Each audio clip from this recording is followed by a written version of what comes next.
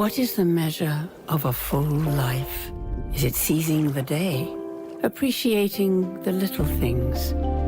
Family, joy, love, no regrets. At Ryman, we believe a full life is one that gets richer with age, with communities that challenge the expectations of aging and bring joy and meaning to every moment. Wherever I am in the world, there's a Henselite bowl for you. On all surfaces, all conditions, the grip, the comfort in the hand, fantastic bowl to play with.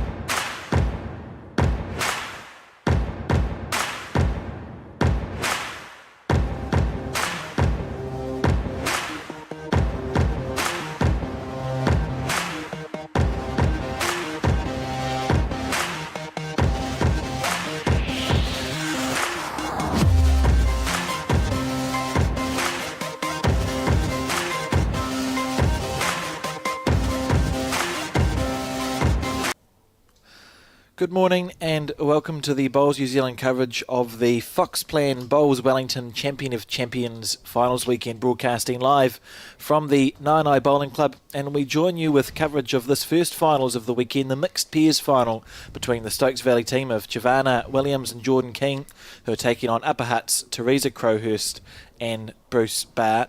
My name is Alex Reid and I'm joined in the commentary booth this morning by Jason Puddock.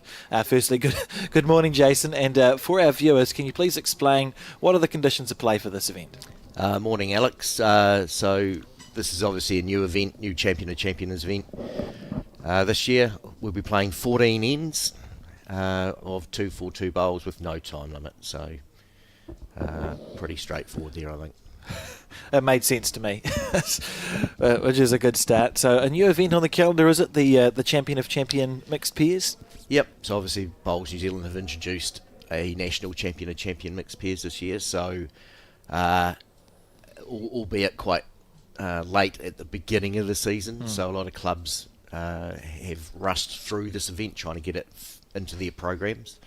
I know with our club we end up playing it as a midweek straight knockout competition, and I think a few other clubs did the same thing, as most of the weekends are already allocated to other events. Yeah.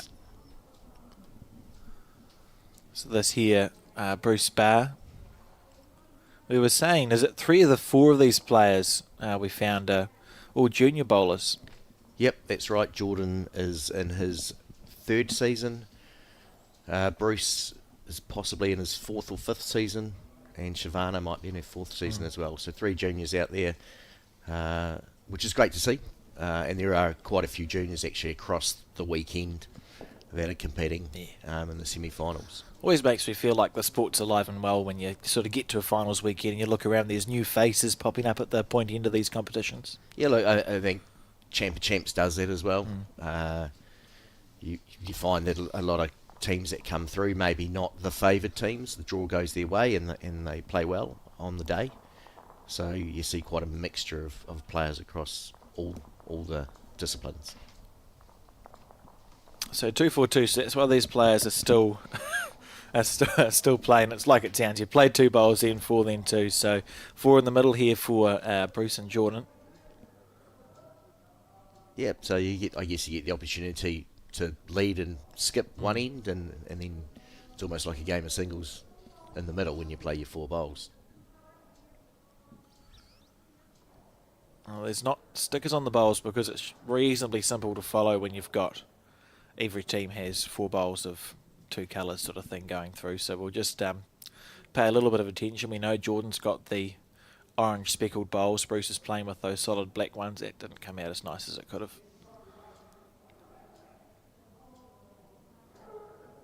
So I always pray I've given it an extra flick at the end. Yeah, and the surface obviously has been used quite a bit in the event throughout the season. It's a fairly new surface, got relayed at the beginning of last season, I think. But certainly a bit quicker than it was previously. I was just going to say that it looks like it has a bit of give now, sort of it's not that push that it might have been when it Yep. was first laid down. 40 metres as well, isn't it, this 9 green? 40 metres, which may not seem like a lot, I guess, in the terms from 36 to 40. But, you know, when it's a bit slower and you're playing a 40 metre length, she is definitely a bit of a push to get it all the way down there. You can sort of trick yourself too if you forget maybe your home green might be like a mid-30s sort of thing. A few metres extra. It does make a bit of a difference, doesn't it? Oh, absolutely. I've played in here before in some of the open events when the weather hasn't been great, and we've used that as a tactic and gone 40, and other teams haven't really coped or thought about that extra distance. Just psychologically, your brain's not used to... We're just not used to doing it. So it's easy just to consistently be that metre or 2 metres or 3 metres shy, because you look and you see where the jack is, and if it's all sort of in proportion, your brain goes, well, this is how hard I have to hoof the bowl, and sometimes it doesn't happen. Reasonable effort there from Bruce. They're turning a lot at the end. They must be older bowls. Maybe a couple, maybe definitely one to upper hut there.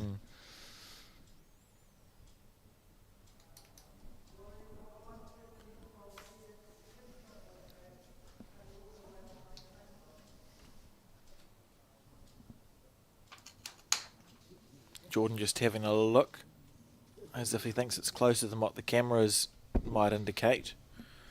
If we look at it from this angle, that orange bowl of Jordan's might be, it's pretty level with the jack, isn't it? So it's a measure with that, between that one and the one at 6 o'clock.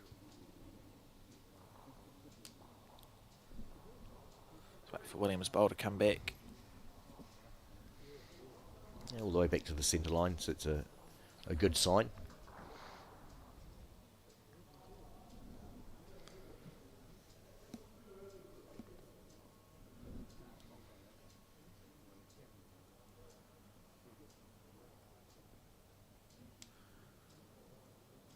Lovely line here. How's the weight? Oh, what a Straight bowl. all the way back.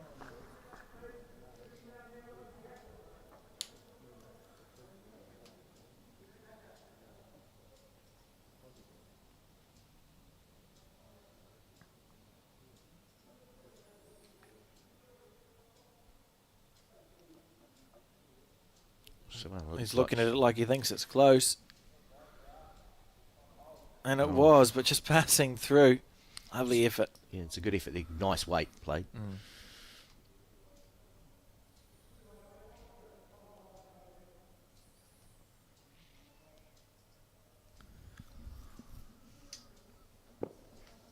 Now, it's about doing it again, I suppose. Teresa with perfect green. Oh, just got bogged. So first blood to upper hut. At least a 2. 3 there. 3. Geordie's eyes are pretty good. I know when I've played with him, if I can't tell, I certainly ask him, and he's normally pretty confident. Yeah. Oh, that's good. Younger eyes. Oh, I tried to give 3 to Jordan. He'll be happy. And one of the 14 ends. So no time limit. So there's going to be no concern about the time running out on these guys. They'll go, look, we've got 14 ends to play this mixed pairs final. It's quite nice to be in that space, isn't it?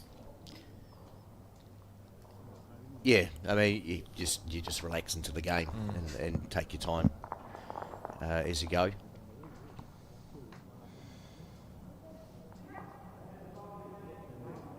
Knowing you're going to get 14 ends, right? So Bruce going first. This will be, we were talking about this before we went on air, on this rank 1. It'll be interesting to see if over the weekend we find a favoured hand.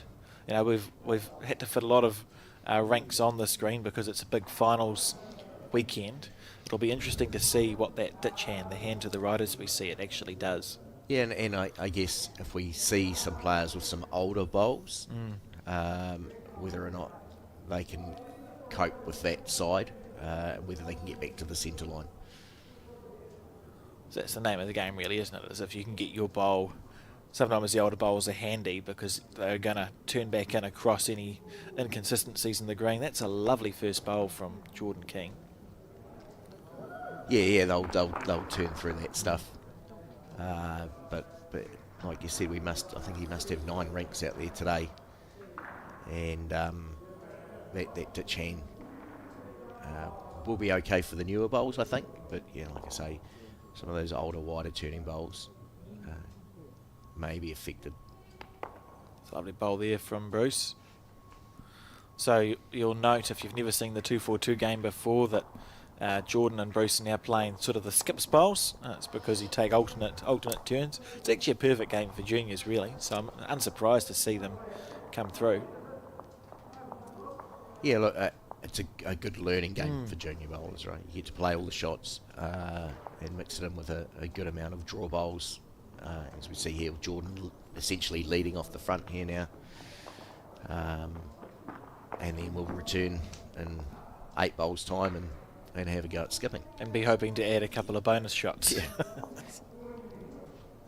That's a good start on this end from Jordan. Good consistent line. And they've all played that forehand side, but just to the left as we see it on the screen. And Teresa, who played a bomb on the backhand, so that's interesting. Just keep an eye on what the bowl actually does.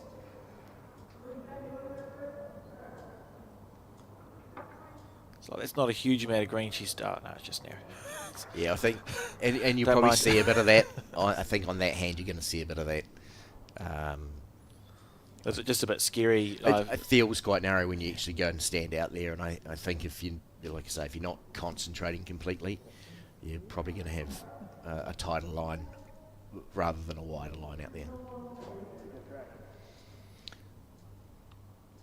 Shivana's got this way well. It's coming back. Shivana said she started playing bowls in 2019 as the tallest 10-year-old. Yes. So she's got some good bowling stock in her background as well. And has come through that college program, yeah. Get something square, Teresa. Oh. So Jordan's still holding the shot with his orange bowl at 11 o'clock to the jack.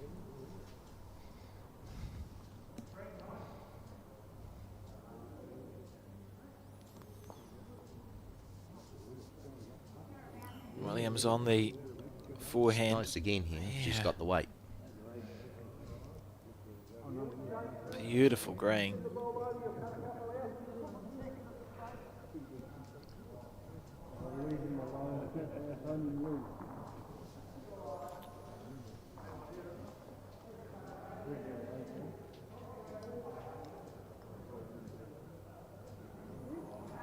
So the Champion of Champions finals weekend, is that something that Bowls Wellington has been doing for a while? Yeah, I think, well, I think we're in our 3rd or 4th year of playing this event. As I said earlier, we had played a little bit earlier previously, so it's been played outdoors until the weather turns, and then we obviously come indoors. This year we've pushed it out a little bit later. The clubs felt that, the program was quite tight and a little bit more time to get through the event, so we've moved it indoors this year, and I mean we guaranteed play. It's nice, because then you don't run the risk of losing your weekend and then trying to scramble around and find another couple of days to do it. I've always liked the idea of a finals weekend. Do you get many spectators coming down to check it out? Oh, you look at certainly across the weekend. Oh, she's having a nibble. We'll pause for a second. And she's close. She get both Square. Oh, what a shot. Oh, she's been a little bit unlucky there. But she's left 2 behind. Just rolled Shivana's bowl up. Just taking a sideline before we go back to talking about the finals weekend. Is Teresa quite aggressive? Is that something that we usually see from her? I'll be honest, I haven't seen a lot of Teresa's play. But if that's anything to go by. Oh, careful. Slice of hell coming up. Oh, that's a calamity. She's probably held on to shot there. Okay. Just. It would have been a disappointing bowl because they had 2. Oh. I certainly don't think that was in the plan.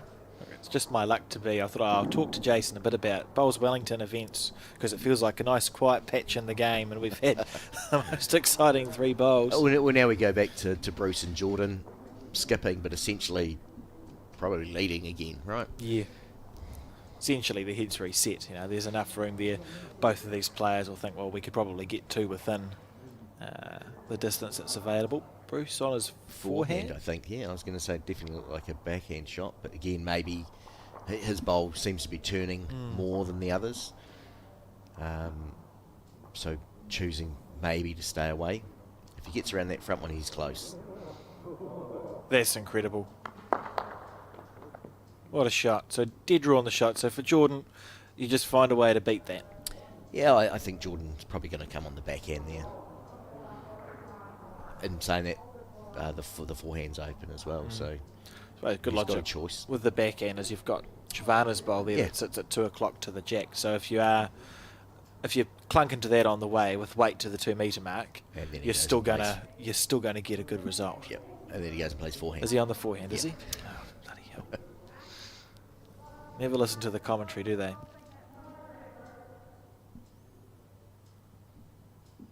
Lovely delivery.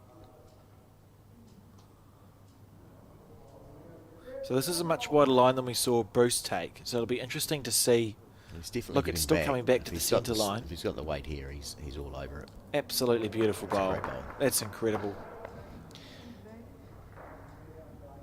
Bruce doesn't have to change a lot though. Plays the same bowl again. He'll certainly be in the area.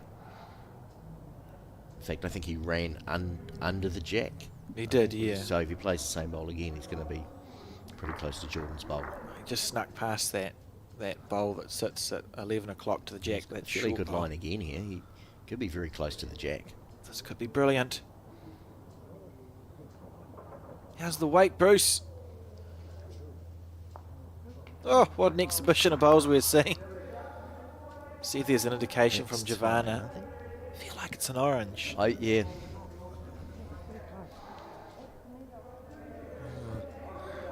If your lead said it was a measure, is it worth coming up to have a look, or does it not change your shot? Well, actually, that bowl's just fallen over now, so that measure's gone. So he's definitely one down, so maybe he should have just paused a bit there. Maybe not have changed his shot. He was obviously looking to come down and turn the orange over, or just slip underneath it and sit Bruce's bowl out. Disappointing after his first one. Interesting. So we've got another shot to Upper Hutt. So they lead 4-0 after 2 ends of the 14 that we will play. And to get back to what we were talking about before that end turned very exciting, Jason. People coming down to watch the Champ of Champs finals weekend doesn't happen much. No, I mean, in the past when the events were played out on the day, you'd have people drift away, I guess. With so many games going on at once here, you get a lot of club members from all the clubs coming down and enjoying the bowl. So that crowd will build over the weekend and across the day as the players, supporters start arriving.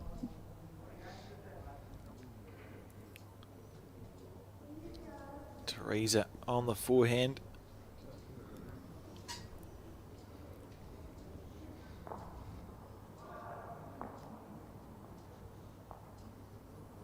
Let's take it. Let's look like that bowl just pushed out a little bit there.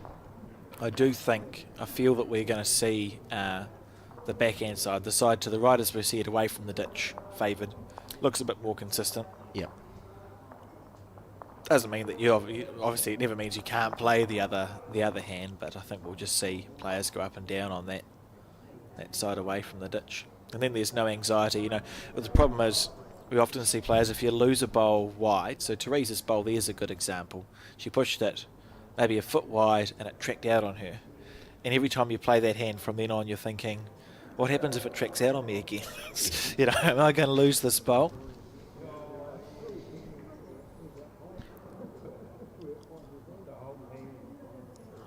And then you tend to focus on your line, and as we see there, you forget you've actually got your weight as well to bring into it. So and Shivana swapped across. Looks like an okay line to there. Lovely bowl. Run down to the jack. Yeah, nicely played. Very good on the crossover.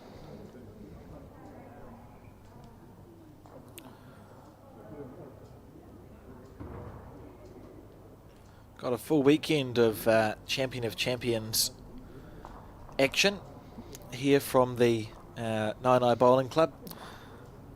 3 games today and 3 games tomorrow. Looking forward to them. And of course today we've got the mixed pairs final, followed by the women's singles semi-final and the men's pairs semi-final. So a good day of bowls to watch from a commentary booth for me. You'll get to be relieved of your commentary duties after the first game, Jason. Yeah, look, 11 finals across the weekend.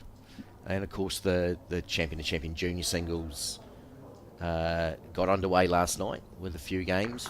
Just some scheduling issues with a lot of the juniors doing well. And they'll be playing today down in Petone. I think the women down in Petone and the men are in Upper Hutt. And they'll work their way down to their finals later in the weekend. So a junior in Wellington, is that defined as a 1 to 8 year bowler? Or Or 1 to 5. 1 to 5.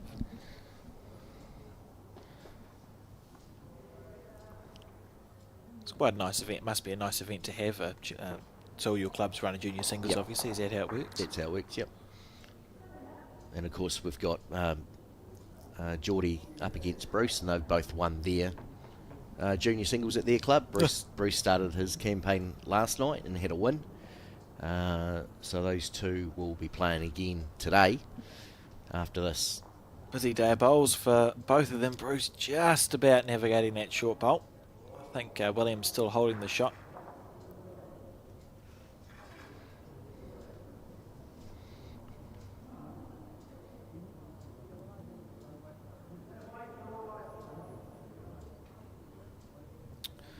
So here's where there's a bit of stress about whether your bowl's going to track out or not. You just see it push it there. There's definitely a spot there that you want to stay away from. Yeah, so that's the anxiety of playing that hand, as if you could literally miss your line by 6 inches and get punished a little bit on that side. And look, that spot may disappear depending on the length they play. So coming back this way, they may choose to play a little bit shorter and take that part of the rink out of the game.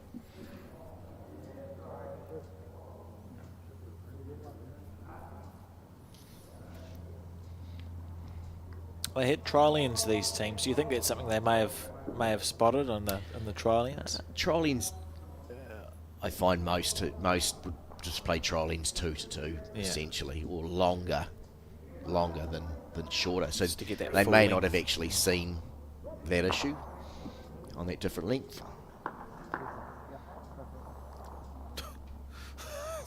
Jack came flying over from the other rink there. Jordan walking away from that bowl. Don't think the two were connected, to be fair. It just didn't come out of his hand as well as he would have liked.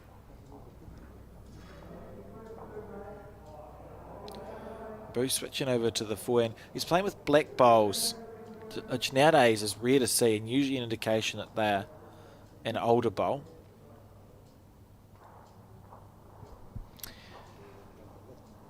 Yeah, I'm not sure what he's actually using. Didn't have a look. If they're older bowls, they should come back from there, like through that Yep. that little squiggly bit that we've been getting, in want of a more technical term. Oh, I didn't have the weight, but I think he had the green.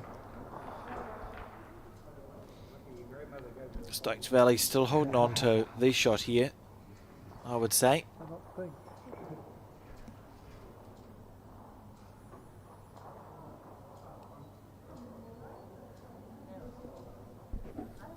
Wide.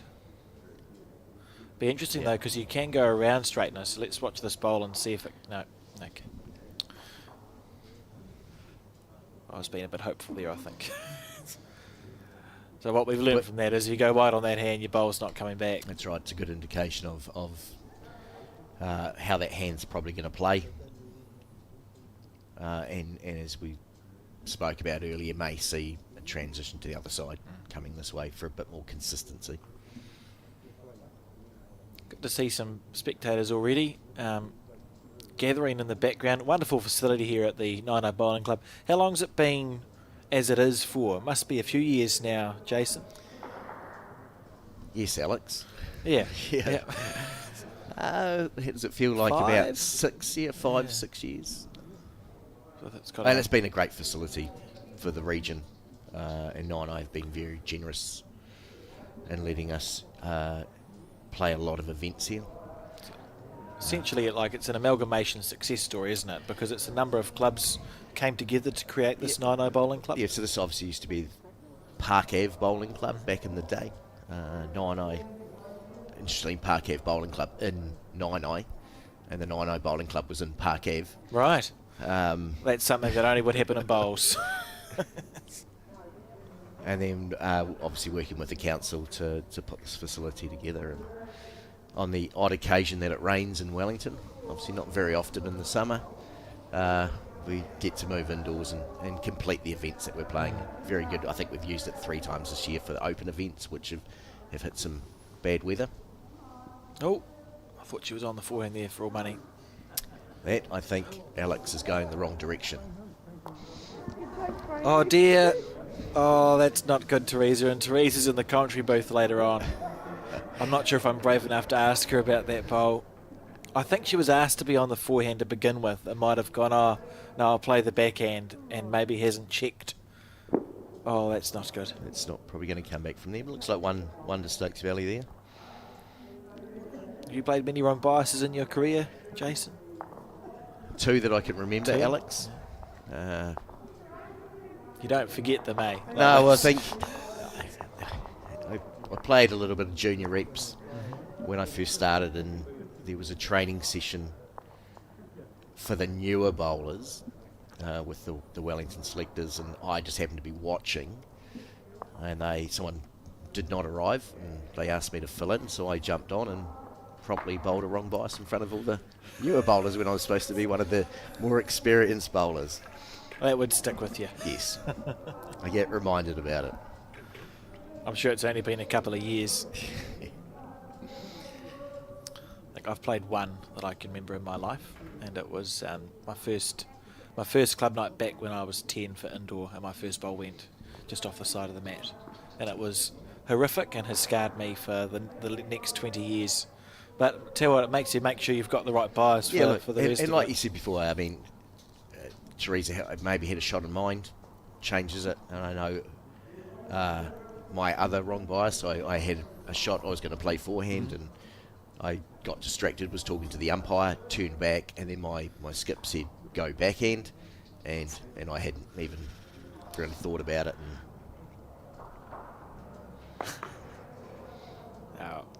It does fund. We must remind Teresa, most clubs have like a box, don't they? A wrong bias box, and at the end of the day, you're meant to ring a bell and you put your coinage in the wrong bias Absolutely container. So, we'd expect to hear that bell ringing in the 9 club rooms after this game, Alex. For sure.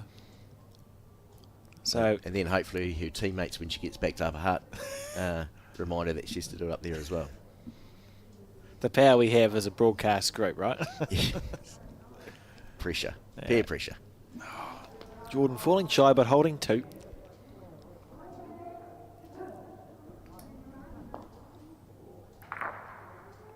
Heard the sound there of a jack in collision. There is a I can't even see, but I bet it was probably Caleb Hope. No, maybe. So there's a few other games you can see to the left of the screen as Bruce wriggles through. There's a few other games going on because, as you said, there's 11 finals to get completed in this Champion of Champions weekend. One of them is a 4 semi-final, which you must have a slight vested interest in. They've been a club team from Stokes Valley. Oh, look, absolutely. You know, they've done. We've got a fairly strong team out there. I think we've got Caleb Hope, Mike Carroll, Ryan Kappelman, and John Bryan out there. Then we've got next door to this game, we've got Angela and Lily Signal playing cool. in semi-final of the Women's Champ pairs. So Blake's having a stressful day. Yep, he'll be part of the organising as well as part of watching some family play. I always find it more stressy than watching bowls, is watching people you want to succeed play bowls. I feel for any manager or selector or family member or friend who's ever had to sit and watch a day of bowls. When you're in the moment, it's less stressful, isn't it? Because you're just focused on what you want your bowl to do, whereas if you get that sort of wider view, it can become quite... We just saw Teresa there check her bias before letting that one go. Again, now that's in her head for probably a couple of ends. She's going to have to forget about that. I was going to say years, but I take your point in the context of the game. So Williams here on the forehand, either around or underneath, but not through. So she's around it. Yeah, good bowl. Very good bowl. That's a lovely shot. And holding 2.5, I would say, the Stokes Valley team here.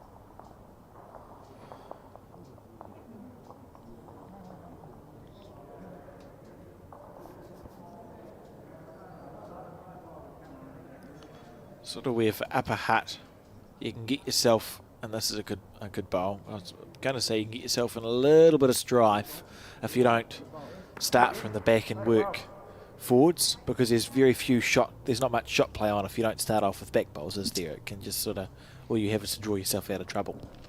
Absolutely. So bowls over the head are valuable.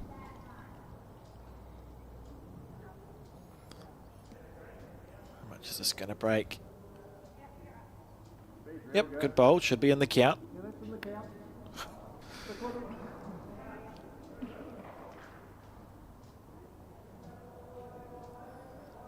Teresa.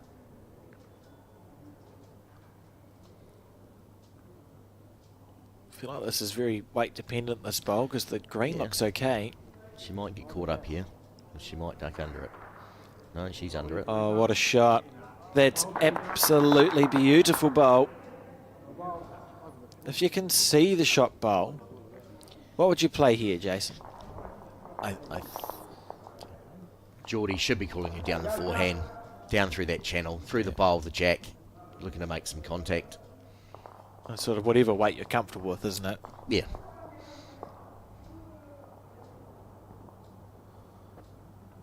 Get lucky or going to get rid of a bowl? I'll get rid of both. I was going to say, I could just about see both the bowls going. That was, very close to getting both of them. Do you think the percentages are still on that?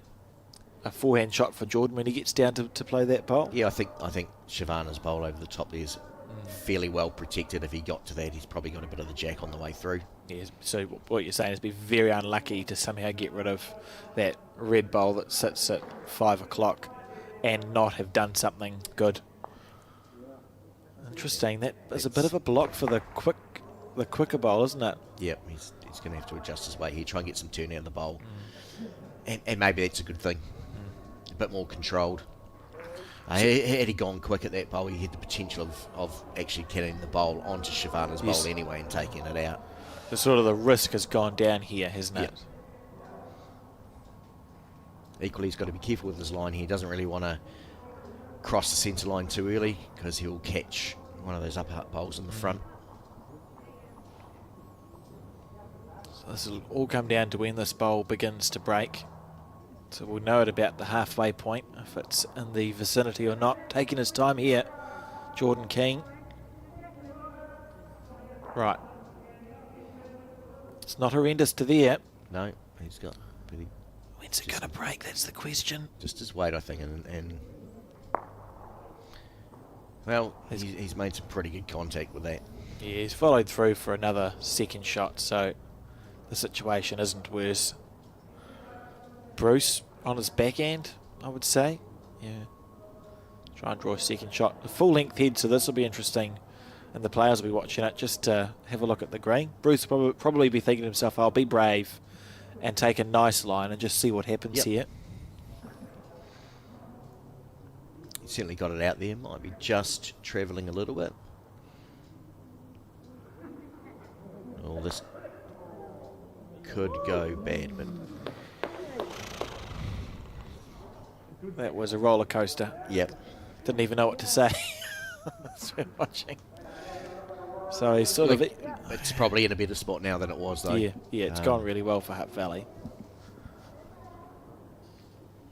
There's all those short bowls, well, those bowls that have become short, stop any shot play at all.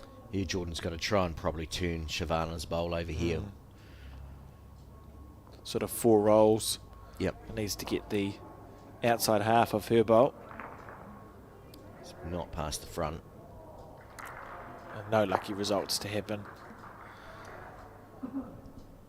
Oh, that Bruce of bowl of Bruce is sprayed far to the left as we see it. Is that?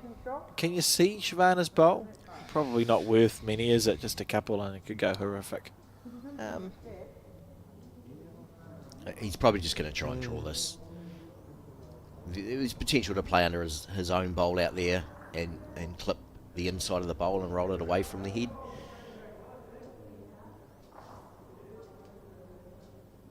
On the back end.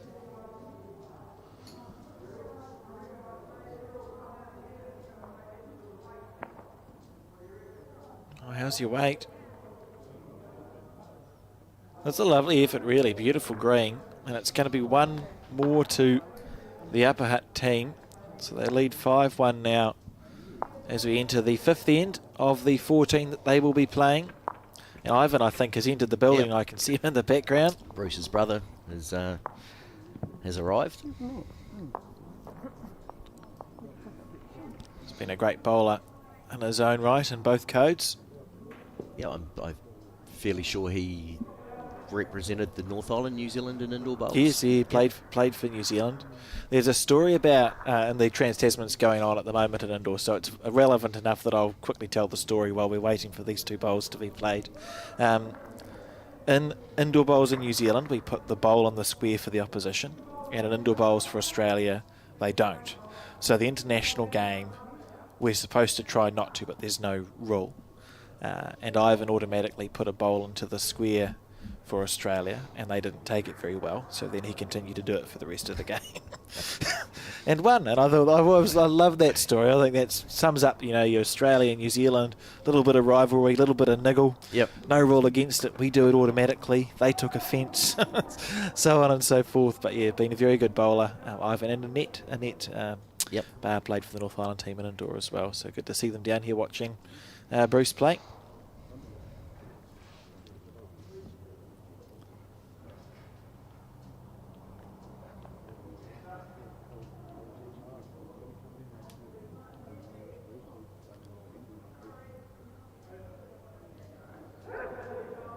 Someone with a sneeze.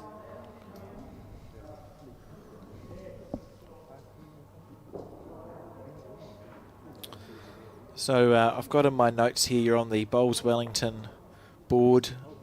Jason, can you talk me through what does that mean? What does it mean that you're on the Bowls Wellington board? What's your role there? Oh, look, I guess it's about making sure we deliver for the bowlers in Wellington. In terms of our plans, our progress, and all of the events, and I've been on that board 4 years now, and it's an important role for all the board members because it is the basis of what we do each season, dealing with the issues, making those decisions, and looking after Blake as well. So was it the decision to go on the board? Was it something that you always thought, that's something I'd like to do, or did you get a shoulder tap? How does that work? Someone may have twisted my arm, and I graciously said yes. But been involved in an administration at Stokes Valley for a number of years, with being a president, vice president, secretary, match committees, selectors. All those jobs that come at club level. So in terms of that, probably just a natural progression. I've been around playing the game since about 92, 93, so I guess a lot of bowls knowledge. It's nice to have that perspective, isn't it? You know, often administration can run the risk of becoming a bit removed from your, I use grassroots and sort of, whatever you call it, inverted commas, but it's nice to have that background perspective of someone who's been playing a lot of bowls as well. Yep, you want to. I mean, any board you want a good mix, right? You want people that are going to be vocal and speak up. You want different opinions, and that works at the moment. Yeah, always good to have, I think, people who will challenge as well. Yep. On a board. You know, the devil's advocate sort of. Look at this bowl here from Bruce. That's a beautiful shot. In any committee board situation, even if you do, it's nice to have, I think, an opposing view, regardless of whether it's got like a super duper amount of merit. It's nice to be challenged on things. Absolutely, and I've encouraged that, and certainly in other committees that I've been on, people to speak up. If you disagree, tell us you disagree. Yep. Jordan. Trying hard to get back there, just not quite got the line there. Bruce Barr looking in the zone. Oh, he's asked him to leave. Just said, put your foot there. So what's that, mate? What's he asking that for? So it's just giving him, I guess, a better sighter on where he needs to be, a better perspective of maybe where the jack is. It's a little bit hidden on those front bowls, and it gives him an idea of where he needs to get to score another shot. Oh, there we go. Sorry. Teresa walked away for a second and Bruce wasn't playing his bowl. There we go. He's got it, and I pressed the wrong button in the excitement. Down a fairly good line again here. It's going to be close. Beautiful track. Yeah, nice bowl. 4-shot lead isn't huge, but Upper Hutt feels to me like they've settled quite nicely in this final so far. Certainly been, I think, the more consistent so far. A reaching bowl from Jordan. He needs to get the front bowl square. Diving away. That's your own bowl. Nearly got that sharp enough to get a miracle result, but hasn't. Can you recall what's the rule with the kill in this 242? Kills are replayed as far as I'm aware, Alex. I mean, Jordan's got to be careful here now. They've only got one bowl on the head. Bruce draws another one here. You leave yourself a little bit vulnerable. It's actually not set up that nicely. Or from the way it looks here, even if Jordan connected with that front bowl, you're probably going to take your orange bowl off that sits at 4 o'clock to the jack, and your collision bowl will disappear. It's still not... It doesn't look that nice. And that bowl there from Bruce isn't helping matters at all. What would you play here, Jason? I think Jordan potentially goes quicker now. Takes that sort of guesswork out of when the bowl's going to turn or not turn. I can't tell if he has a different delivery for a drive or a draw, so we'll just wait until he's let it go. On the forehand. Needs it to let go. He's close here, Jordan. Both of them. Oh, but he chipped his own bowl out. Not horrific, but not great. No, probably 3 down now. Well, definitely 2 and 2.5. It was a well-played bowl. You can see there, that's how the head sits. I guess on that forehand, that bowl was probably going to lock anyway because you're coming back into the head. Yeah, you needed to... And the carpet reacts different to grass as well. You see a lot of bowls sort of lock in place and not actually move that far.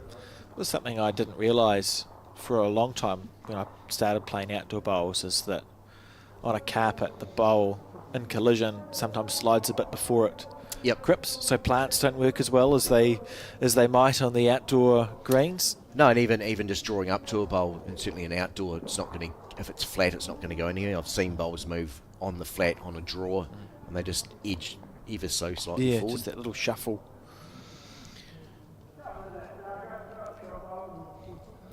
Jordan's going to continue. So what we're doing here is essentially committing to the shot. So the decision is we'll have 2 nibbles at it, because you either have 2 goes or 2 draws. Yeah, as I said, they've got to be careful though. You know, if Upper Hutt just continue to add here, you can drop a number pretty quick. Sort of surprised you played the backhand with that shot. This is fascinating. Yeah, look, the backhand was probably only really going to get the bowl. So you chip it out and you're still 2 down. Play it on the forehand, you've got bigger pocket. Potential of the jack. Yeah, I think that's what Jordan actually called was down the forehand. Right, so this is a huge bowl in the context of the game, really. Look at that. Drop a bundle if this misses. She can't be far away. Look at that.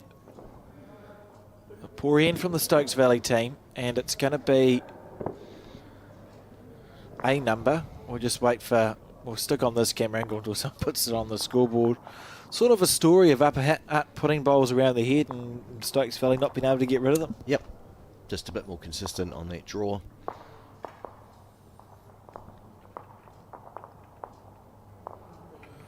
So we see there 2. So that's not the end of the world. If you're a Stokes Valley supporter, 6 shots down after 5 ends. But it does feel like maybe the consistency just needs to come up a little bit from the Stokes Valley team to get back in this game. Yeah, and this end looks like it's been thrown a little bit shorter than the length that's been played so far. So certainly if Stokes Valley can get the mat back, then maybe changing that length up a bit, trying something different. So I was going to ask, so the Stokes Valley club, I've been reliably informed you've been a member for a couple of years there. What's that? Can you talk to me a bit about the club, and then we'll finish with can you tell us about what your green facilities are like? So what playing surface will they be used to, these 2 players? Look, the club was established in 1964. In terms of our playing surfaces, at the moment there's one natural green and one other green is probably the best way to describe it. A surface that we don't actually play on, I only use for business house. It's seen better days, and we've actually got the previous surface from 9i, which was taken up 2 years ago, sitting in our garage at the club, ready to be laid down on there. And when the surface came up, we spoke to the council, and the council gifted us the old surface.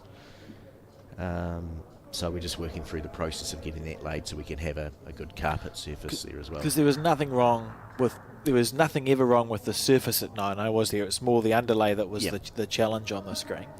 Yep. And so, it was in good condition. Brilliant. We got the underlay as well, it's for us, the green's probably more about being able to continue on with our business league that we run, where we have the best part of 32 teams of 4s every Thursday night for 9 weeks in the second half of the year, and we want to make sure we continue that.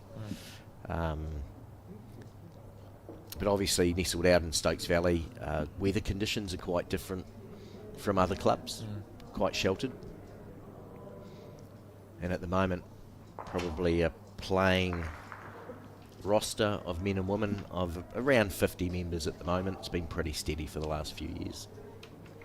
Just been given a fascinating piece of paper, the Bowls Wellington score update. And I think these are available if you're watching on the official Champion of Champions finals weekend, or will become available on the finals weekend Excel sheet.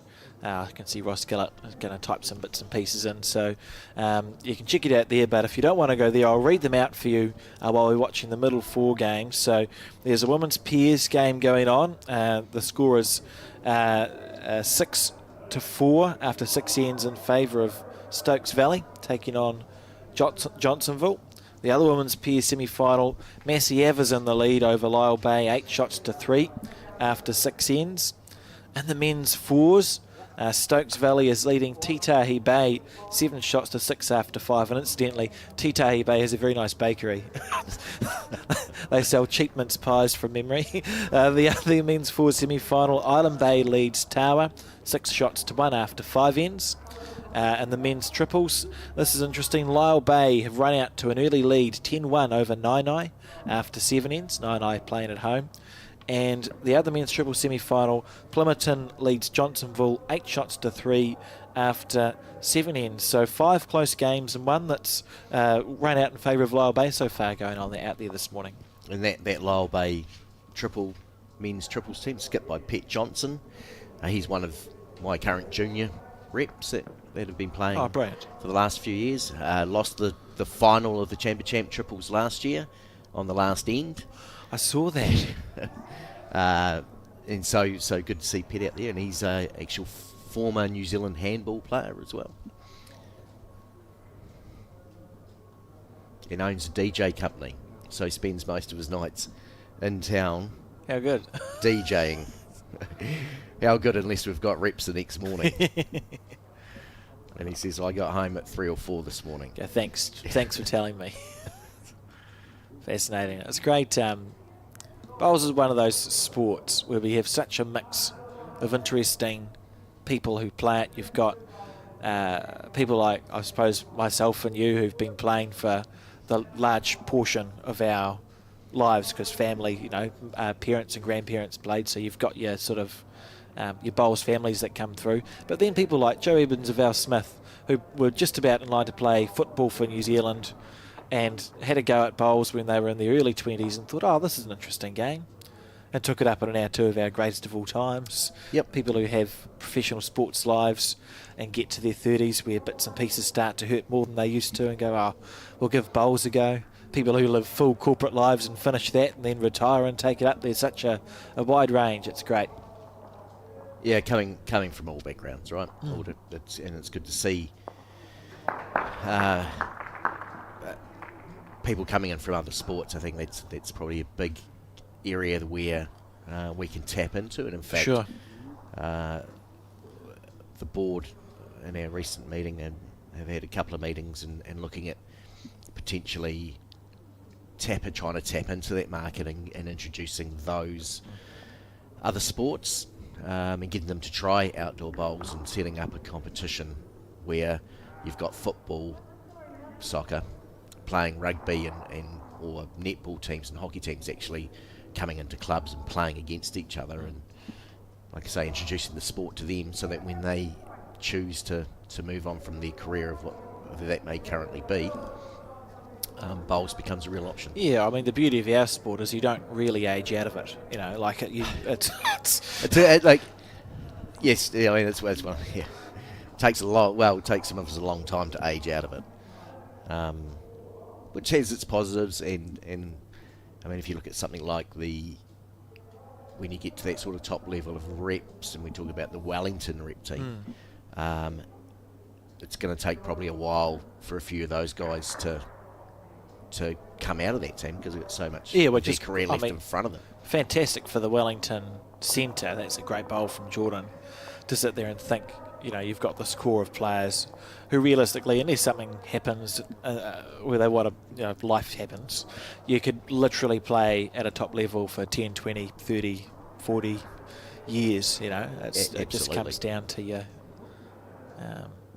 willingness as opposed to physical ability, whereas other sports, you age out. Yep. Because things start hurting. Interesting in here. Looks like a few at least one to Stokes Valley.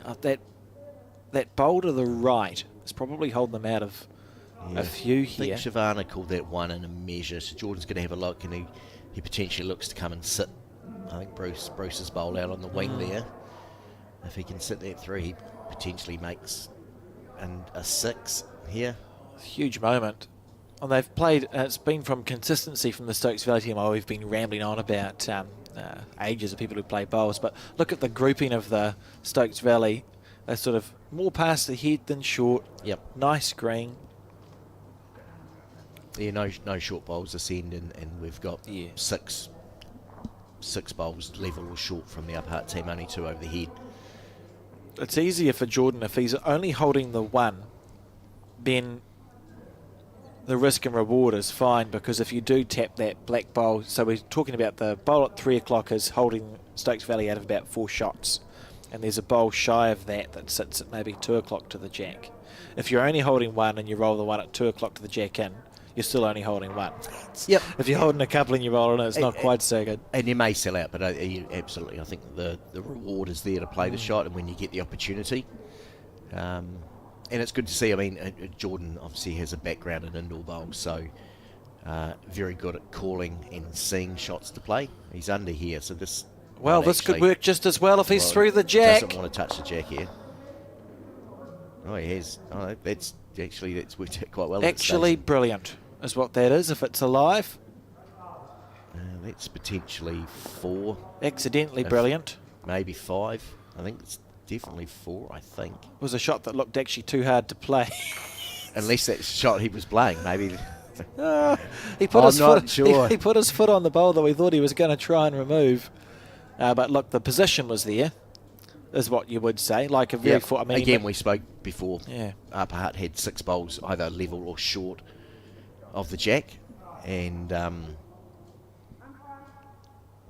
jack going back was always going to be an issue, right? Yeah. Bowls over the head, as we spoke earlier. Yeah, yeah.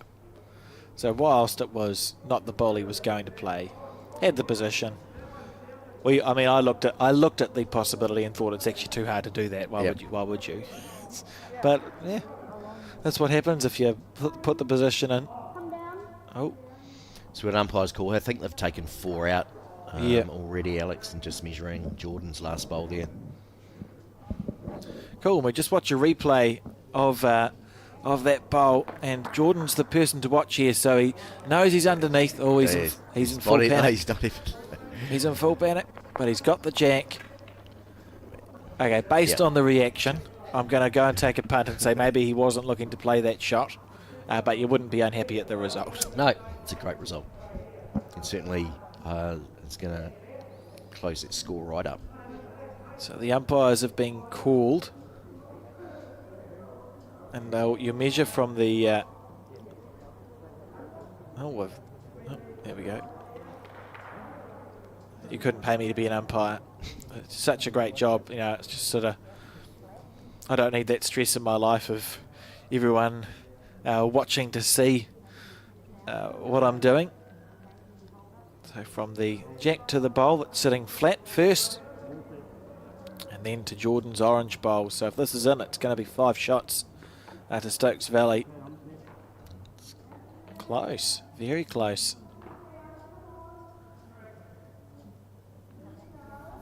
And back again.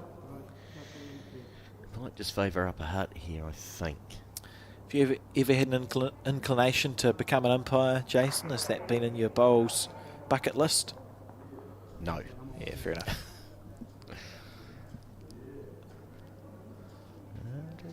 Oh, drawn. It's a drawn end. That's interesting. Well, it's not a drawn end. It's a drawn. I thought they might have actually gone back and restarted the measure on the orange bowl, then gone back to the other bowl there just to reconfirm that. Yeah.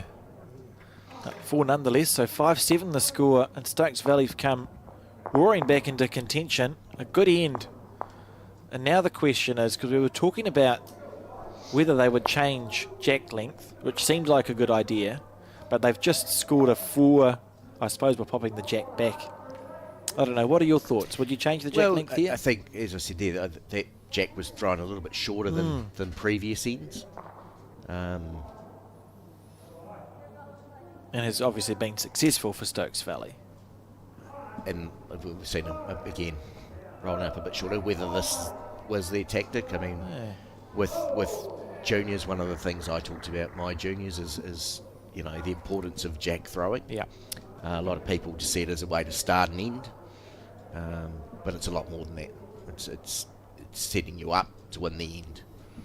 I mean, how many games have we seen where a team's playing long ends and all of a sudden their lead throws a short end, you lose the end and you lose control. Bruce has just forgotten that we are televising his match. I don't begrudge people. I know it's frustrating as a viewer to watch, but you can sometimes. They know the cameras are there. It's easy to forget when you're trying to focus on your game of bowls that there is a camera behind you. Oh, absolutely. They should be focusing on their bowls, not the camera, right? Yeah. I mean, I've done it after being grumpy in commentary, and then get finally on a televised match, and the first thing I do is stand directly in front of the camera. Good bowl here from Shavana. Lovely bowl. Yeah, this is the length for Stokes Valley, you feel.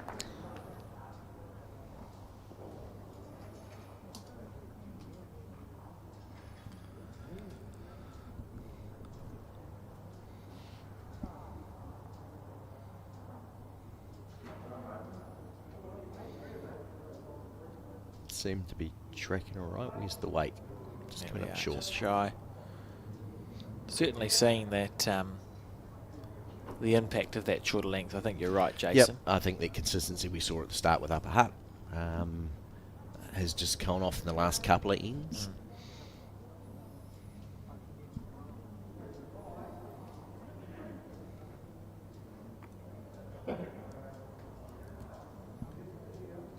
So on the forehand.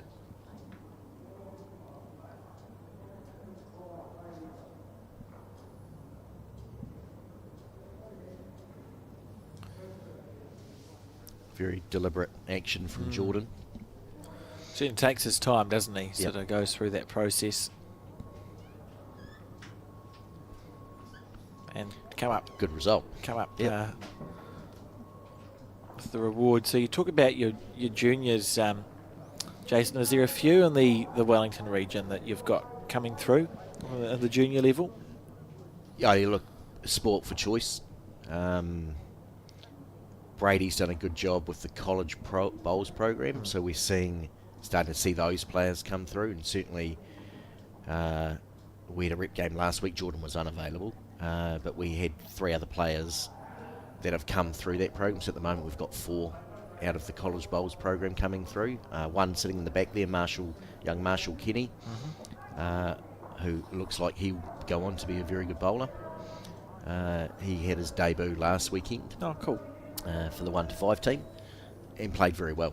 And actually, he made the final of the Bowl Street 5 Wellington event, skipping a team out of Upper Hutt, and beat Ben and Helen King along the way. So he picked up a couple of really good scalps, has all the shots. So yeah, we've like I say, we've got a lot of choice, and it's one of those things. It's more about who do we leave out, and there's a lot of good bowlers that haven't had an opportunity because the depth is so good. So No, a nice problem to have, isn't it? oh look, absolutely, we played a 1 to 8 event, a hexagonal event with the local regions, and in my squad of 10 we had the current 3-time champion of champ junior singles winner. We had the current men's senior champion of champion winner for singles, and we had the winner of the Wellington Open singles and the runner-up of the Wellington Open singles all in the team. So, you know, we had a good. It's not bad. It's a good little and 3 of those, you know, in senior events, winning senior events as well. So. A little, like I say, a little bit sport for choice there, but good to see. I think the cool thing with bowls too is it's not like we're lacking. We don't lack competitions to plan. So you might not rep bowls as the icing on the cake, and as a junior you might not make your rep team, but that doesn't mean there isn't like a huge amount of gala events or 1-day tournaments or 2-day tournaments or championships that you can play in. Yeah, look, and that's what they need to be doing as well. If you know, we certainly look at results across the season. And sometimes a good loss is a reason to pick a player. You don't necessarily have to be winning all your games. Jordan just scattering his bowls a bit here. Nice weight with all 4. If you look where they sort of finished, the weight is nice, but not finding the line.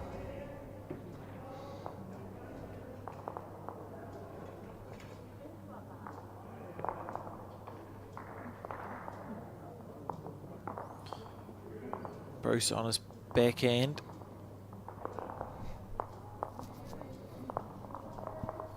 After playing that lovely bowl, he's been in quite a nice touch here, and it's important for Upper Hutt they'll be looking to score just a shot really, to cut into the 4 that they dropped on the previous set and then get that jack back, right? You know, they'll be aware pretty quickly that the short ends are favouring Stokes Valley. Looks like Jordan's asking for a backhand shot here. Again, if movement of the jack coming back again favours Stokes Valley, and they'd want to score again now. Picking up a 4, you want to back that up with another shot. And able to hit play shots because of that position, isn't it? You know, they've the last 2 ends, they've Bowls had nice position, bowls passed.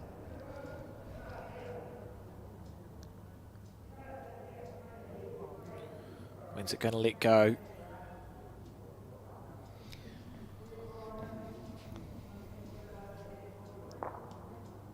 Not worse.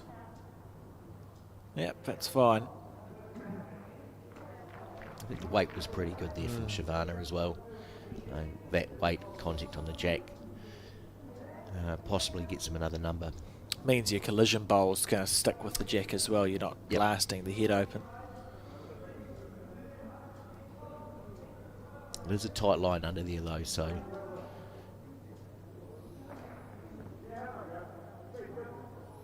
speed's good, I just heard Jordan say.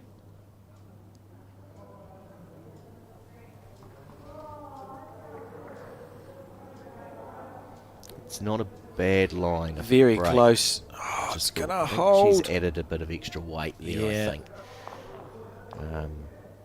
Potentially was a pretty good line with her first weight.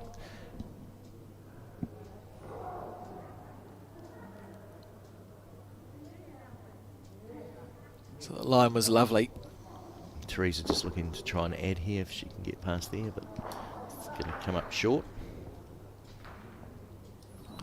So 1 to upper hut. And according to me, we're on the 7th end and the score is 8-5.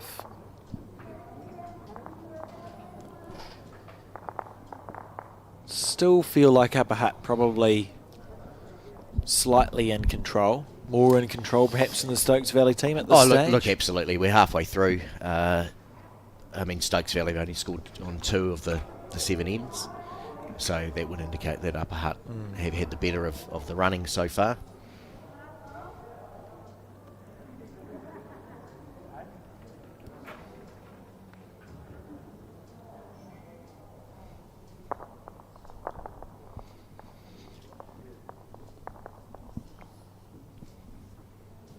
So a little bit more consistency, I think, from the Stokes Valley team will be needed.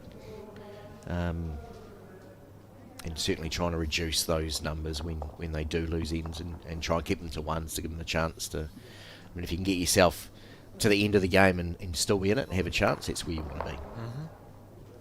Sort of within a handful of shots, eh? It's Yeah. sort of a nice place.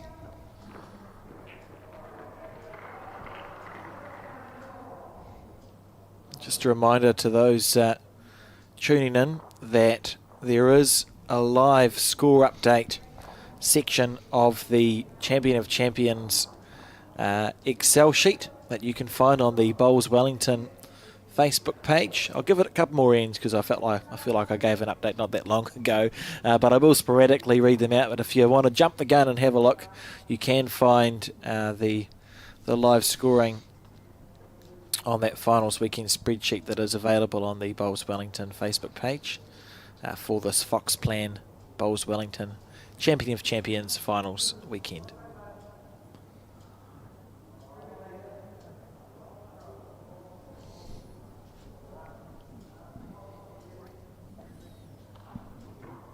Bruce here. Good line, but falling short. So this is where Jordan will be thinking, right, I get a bowl. Oh, still on the forehand. But He had a bowl fairly past. good line with his first one, so...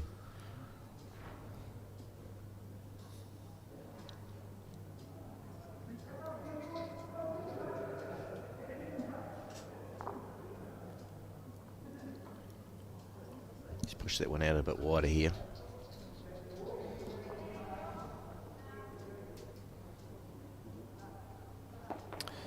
A really nice bowl though, isn't it? Because it's sort of that mat past the jack, so we can play, or Stokes Valley can arguably play either hand, but it means that sort of later on in the end there's going to be options there. A few more options for them. And again, we've seen a couple more short bowls from Upper Hutt. We saw a few of those coming this way in the previous end as well. Yeah, they can just sting you, can't they, a bit later on. The beauty of the 2-4-2 format is Therese now gets to play 4 bowls in a row. So you sort of back yourself. That's where you solidify the head, isn't it, in 2-4-2? Because you go, I've got 4 bowls in a row. Surely I can just go bang, bang, bang, bang. Yep. Short. Yeah, I would be slightly concerned if I was Upper Hutt, just at the number of bowls that are no longer going past the head. You're just going to potentially run into some challenges. Interesting here, Shavana on the forehand, so still not choosing to play that backhand. A fair bit of traffic out there, so... The backhand did look like the natural. Yeah, and that's, look, to be fair, that's ended in a good spot. It's probably close to the draw line coming through that other hand. So potential to be moved closer to the head.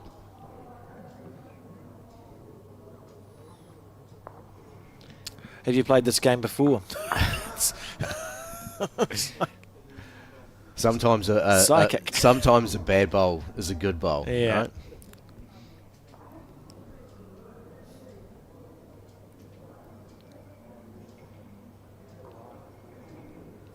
Jordan willing this back into the head.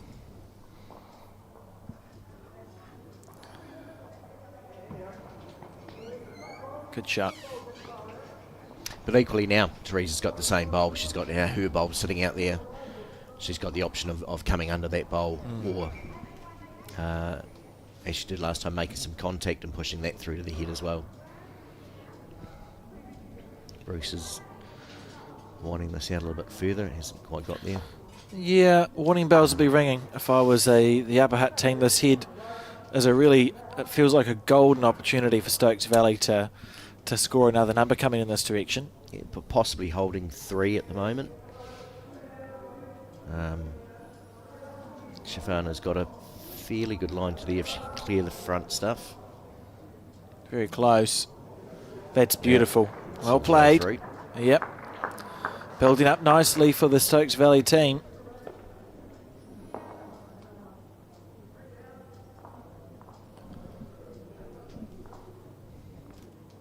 Teresa just trying to draw to the foot. Weight vital. This might be travelling a little bit. Oh, it's still going. And Stokes Valley just going to add another bowl to the bunch. I think Shavana's probably trying to get round that short black one. It's probably the ideal line. But inside, outside that bowl, as we've just seen, is a good spot. Hasn't quite got the weight here, though. Go. Got the line again. It's got the beautiful track. Right, what do you play here if you're Bruce Barr? I think he's probably going to be on the backhand. He's got a couple of options here. Like I said, if he gets under Teresa's bowl, he's close to the jack. If he does catch the outside of it, it's on the roll. So it should roll straight into the head as well. Just a nice positive draw. Don't want to be short. And then there's a situation there's going to be absolutely nothing gained here if he's short again. Yeah, so I think we'll talk about how to miss, eh? So if he is missing, he'll be looking to miss heavy rather than short with his first bowl.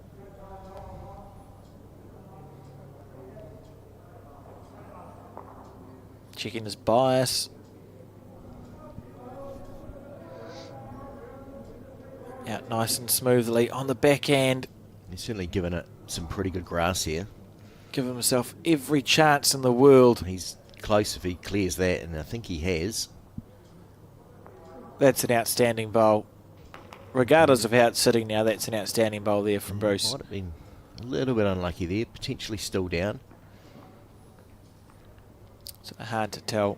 I would say Jordan's bowl's probably still holding the shot, but what a great bowl under pressure from Bruce Barr. And missed the right way too, you know. It gave it some good grass, gave it an opportunity to come back into the head.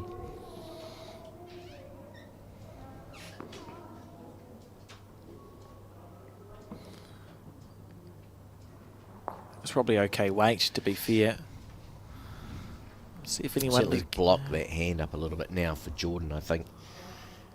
There's still a track probably under one of Teresa's bowls there. Bruce just throws the same bowl down again.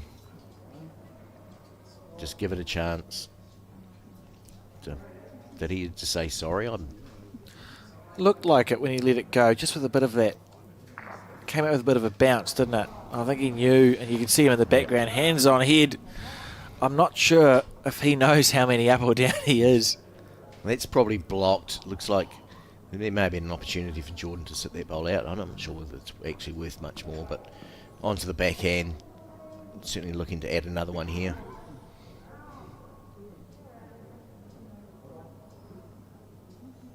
Plenty of room around that Teresa's short bowl in the front there. How's your weight, Jordan? That's what it's down to. He's got the right green. Don't think he's here. Let's see if there's an indication here. One down, so I would say an escape for the Upper Hutt team there. For most of that head, it looked like they were going to drop a 3 or 4 or 5. So one good fishing for Upper Hutt, and 6-8 the score now on the 8th end of 14.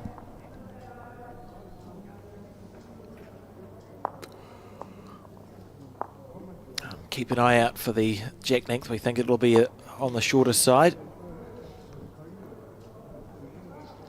Although they did struggle going back this way with the shorter end last time. So Jordan certainly, from what we can see, is not giving any indication to Shavana about the length to play. That's rolled up a bit further than last time coming this way.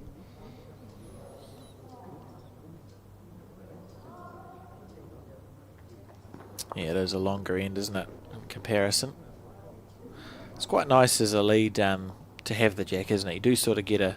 I know it feels counterintuitive to talk about the jack giving you the weight for the bowl, but that is how it feels. You do sort of get a feel for it. Absolutely. That first bowl effectiveness, again, is one of the things you try and stress to newer bowlers.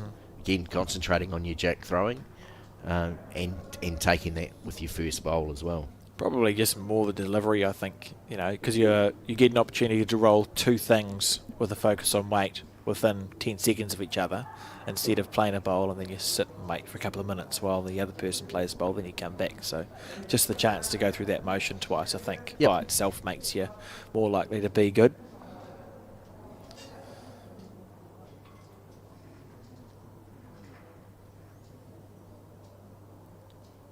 And as this game's progressed, we've started to see a lot more bowls being played down that side of the rink and away from the ditch end. That's a lovely shot there. Really good lead bowl, that. Just nice and past the head.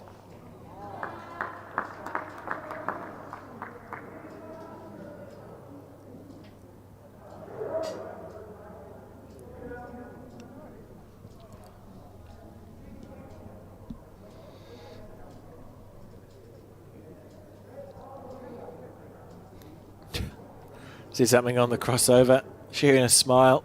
That's important too, isn't it, in bowls, just to be in that sort of more relaxed space. Yeah, if you can. Yeah, absolutely. No harm in sharing a joke on the way past.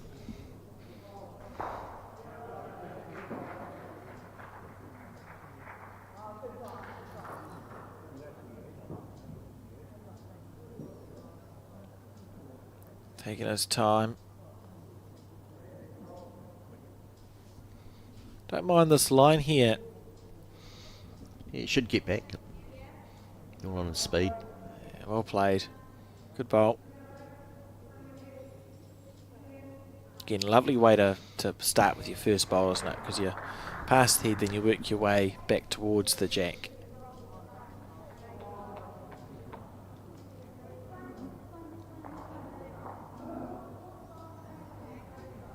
It's probably not a bad line for Bruce here.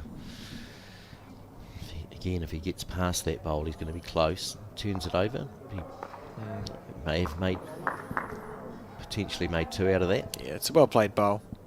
And the beauty for Jordan is now he can essentially play exactly the same bowl that he just has and just pinch the green in a little bit. You've got 5 things that could go right for you, sort of in that area. Anything through there with the same weight as your first bowl, happy days. Looks like he's close here. Yeah, he's made the adjustment on the weight by the looks of it. I just did draw it then. Bowl. Oh, that's unlucky. Still improving the head, though. Yep, again, another one over the head. Any jack movement on that hand certainly going to favour them.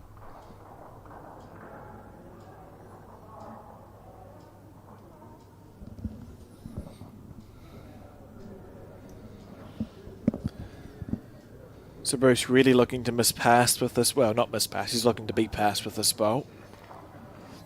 So you're holding. Yeah. He's added to it, but he hasn't improved the head at all. So if Jordan can execute his shot, you're still in a little bit of trouble for if you're the upper hut team. Yep. And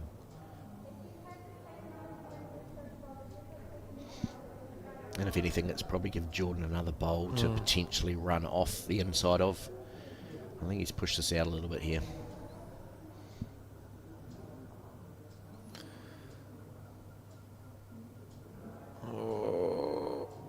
And you could see him riding that bowl to get up, and he's now, unfortunately, that's a bowl right in the eye line, isn't it?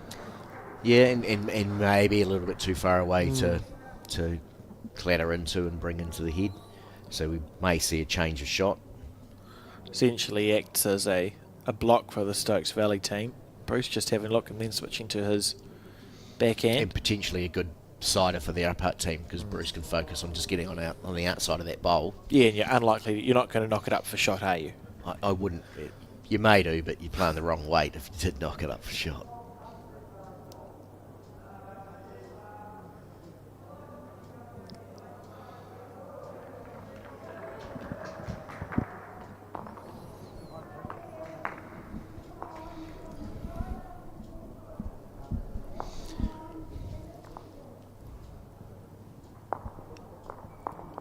Taking his time.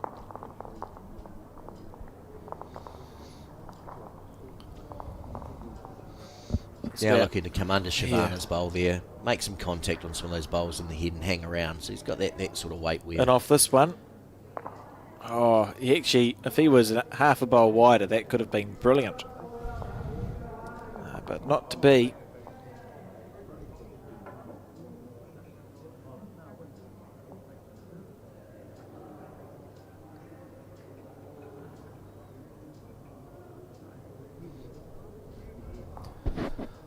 So what do you think they're talking about here, Jason? I mean, Teresa and Bruce are obviously looking to cover those two bowls of Jordan and Shivana's out on this as we look at the left-hand side of the rink there. Any movement of the jack in that direction's potentially give me a number. You can see Jordan talking to Teresa there, I think, about that issue with the rink that we picked up earlier. So Bruce is going to have to try and negotiate that little patch. But as we said, he has a bigger turning bowl, so he potentially will turn through that issue. And it is usually about being brave. When you have a situation like that, you think, well, is it better for me? You're probably better to miss it on the high side, particularly if you're holding. Because if you expect it to hold and you take it narrow and you hook across the head and destroy everything, that's not. You've just got to be brave and just back that you're not quite going to hit that straight in it. And one of the common things is when you're holding, not crossing the centre line. That's something you'll hear a lot of players say.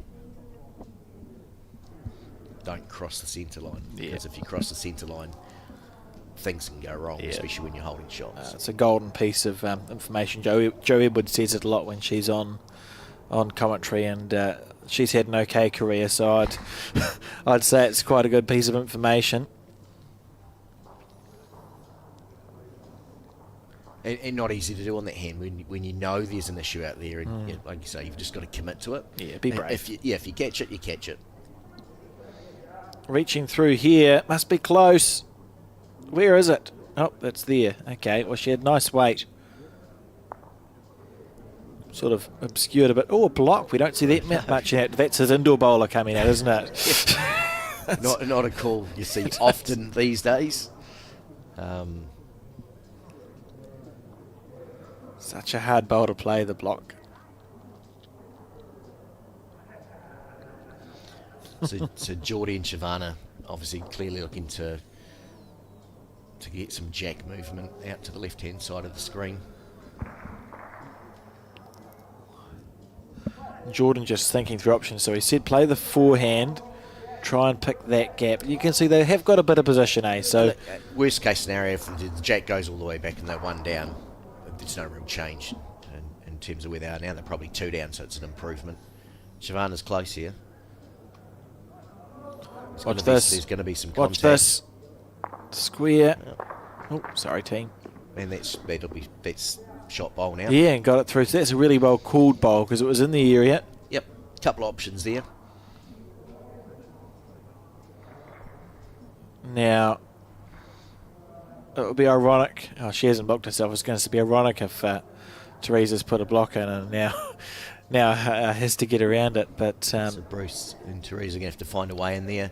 Potentially don't want to go down the forehand and roll Shavana's bowl at about 10 o'clock over into the head. So may choose to go down the other way and just draw it. And sometimes it's good to just take your medicine and be 1 down. And I mean, you play anything with weight in there, you're potentially going to drop a number as well. So you want to reduce the risk. Yeah, see Bruce just talking there about playing the forehand. They're probably talking about how crucial it is to get the weight right. Yeah. I think it's only a draw bowl here. Yeah, I think for if sure. you try and play through Bruce's bowl in the front there and you get it on a funny angle, you roll that out of the head, you roll out of the head yourself, and then you 4 down, 5 down. Just go not good. So it's just about picking the hand that you'd most like to draw the shot on, really. Yep. Probably the forehand. This bowl's sitting flat, so you just play nice dead draw weight on the forehand. And we've so seen you it can come wriggle back. in. We've seen it come back on that hand.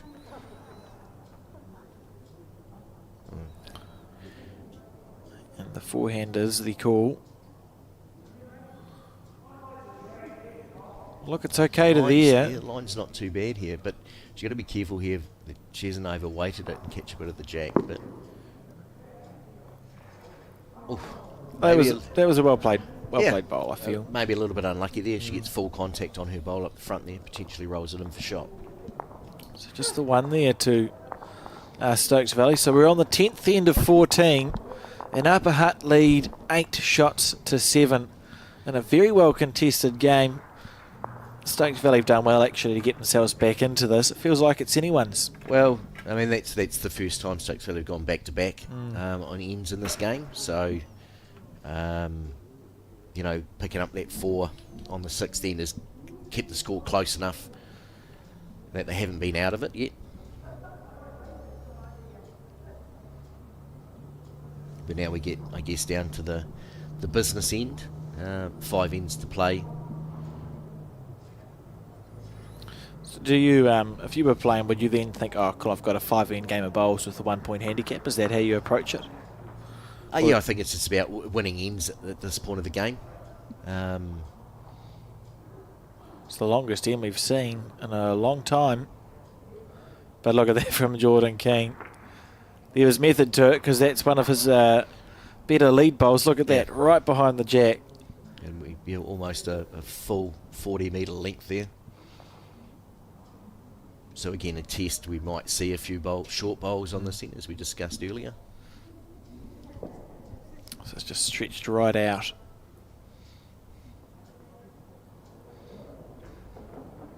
It's a good reply from Bruce, though. It's a very good reply. Look at this. Oh, good bowl. 2 good lead bowls here from Jordan and Bruce.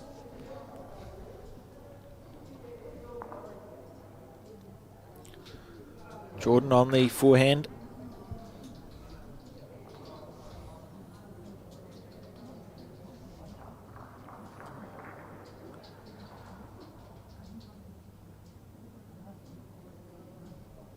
Fairly good line again. He's probably going to pull up a bit short here.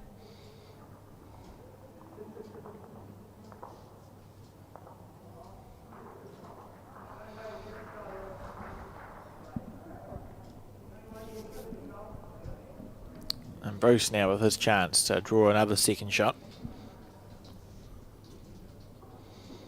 I think it's the widest one we've seen out on that hand. Yeah, he's let go smoother bowls.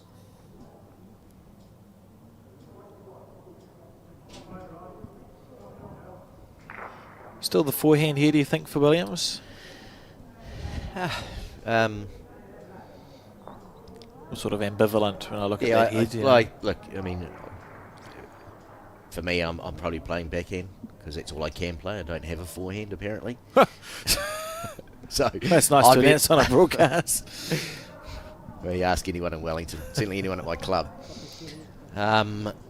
So, a couple options down there on the backhand is to draw to the jack, maybe sit the bowl, but equally, the forehand's open as well.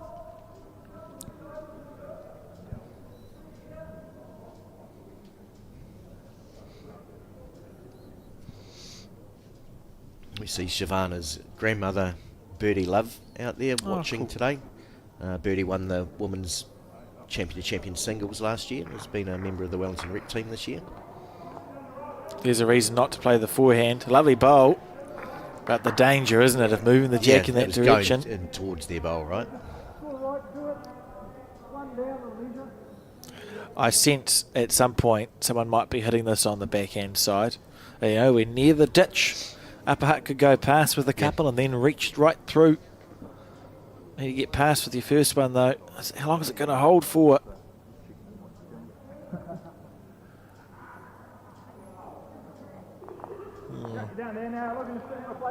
So this is a proactive bowl, isn't it? You're playing it before they are.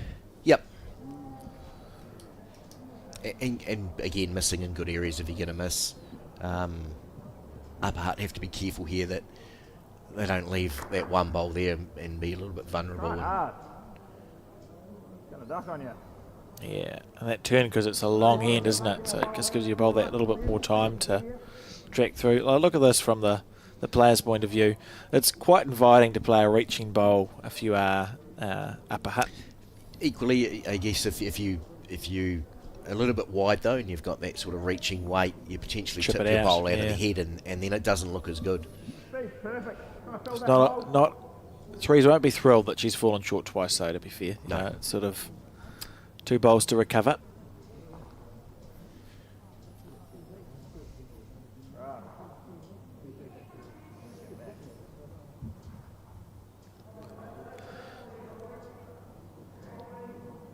This is a lovely bowl. That's really well played. Yeah, percentage is beginning to shift. Kitty and oh, there we go. So Bruce is saying push right through. Yep. And that might be a shot that Jordan wants to play as well. I think both teams can play that shot. Again, some of it's a bit of a case doing it before they do it to you. Could get a lucky result.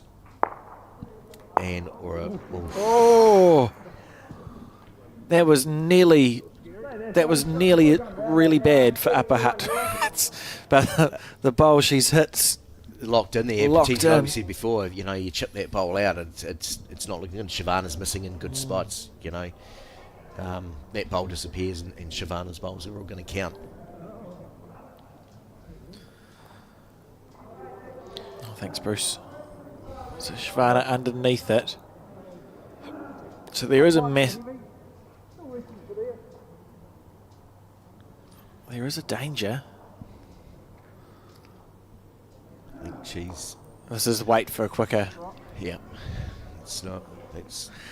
Felt a little bit rushed, didn't it, that bowl? There wasn't a lot of pre-shot routine going into it.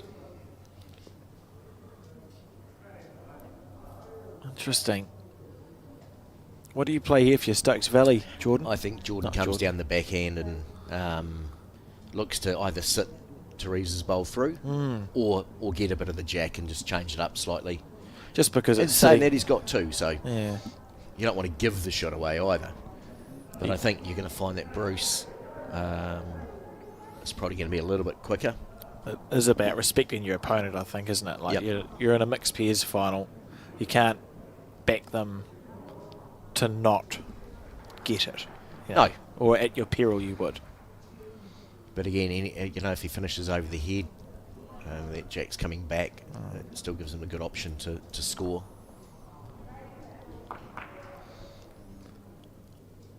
Well, he's not narrow. No. And he is backing his opposition to miss here. Or maybe backing to clean up. I suppose Bruce has to get it well to be unbeatable. But even Jordan's bowl there potentially still beats Upper about second closest bowl, so they've still only got one bowl on the head. Yeah, yeah. So there's a big danger Jordan may choose to play that bowl out. He could choose to come a bit quicker on the forehand. It's an important bowl here from Bruce to take that option away, which I don't think he's going to do. So I don't think you get many of these opportunities in a game. Jordan will certainly consider trying to make this more than 2 shots. I would think so. He's potentially looking at the forehand underneath under the that, orange. But he can probably play more controlled weight on the backhand as well. Under that orange, he's going to make it fairly quick, and you don't really know where it's going to come off the inside of Teresa's bowl and open the head a little bit He's more. indicated the forehand. I think usually what goes through your mind in these situations is like, oh, I'm in a final. I'm not going to get many chances to score a number. Yep. Let's see what we can do. And if you can sit and hold 1, 2, 3, 4, 5, you can sit and hold 6 shots. That's a lot of pressure to put on your opposition skip. The danger bowl there is Bruce's last bowl, which is obviously just over the head there. It's a jack movement. If you're not staying with it, potentially puts you down. Big moment here. Jordan and King. it's all about his weight here. Enough weight to get under that short bowl. Not enough that your collision bowl is going to ruin the party. Yep. On the heavier side, so you need to get it real square. Oh, and off this one could get rid of them. They'll both go. And off that. Oh, I got it too square. Look, I reckon if he'd been a quarter of a bowl narrower, he could have got rid of Bruce's bowl. Yep.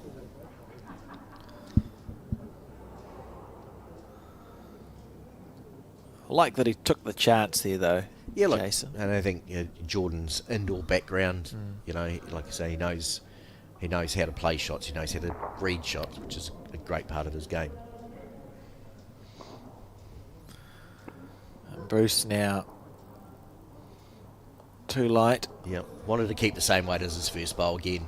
There's no reward for being short here. So for the first time in this match, it is, isn't it? First time in this match, we're going to see Stokes Valley take the lead, and they lead 9 shots to 8 as we play the 11th end of 14, and the crowd continues to build here. If you are looking for something to do on what day is it? A Saturday, on a Saturday, and you live in the Wellington area, you could do worse than to come down to the 9i Bowling Club. We've got 3 rounds of bowls here today and 3 rounds of bowls tomorrow. The food is delicious. The bar is open. Yep. Had the roast pork yesterday for lunch, and it was delightful. I was pleased. Always service with a smile as well here at the 9i Bowling Club. Toasted sandwiches are great as well. What's your favourite toasted sandwich? What's your go-to? It's got to be ham, cheese and onion, I think. I respect that. You might get a toasted sandwich for lunch today. Anyway, back to the bowls. A shorter end. I think Williams is throwing shorter ends. Bruce.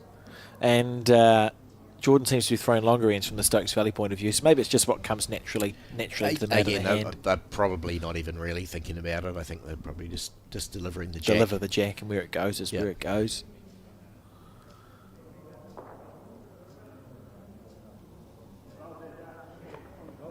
Good bowl.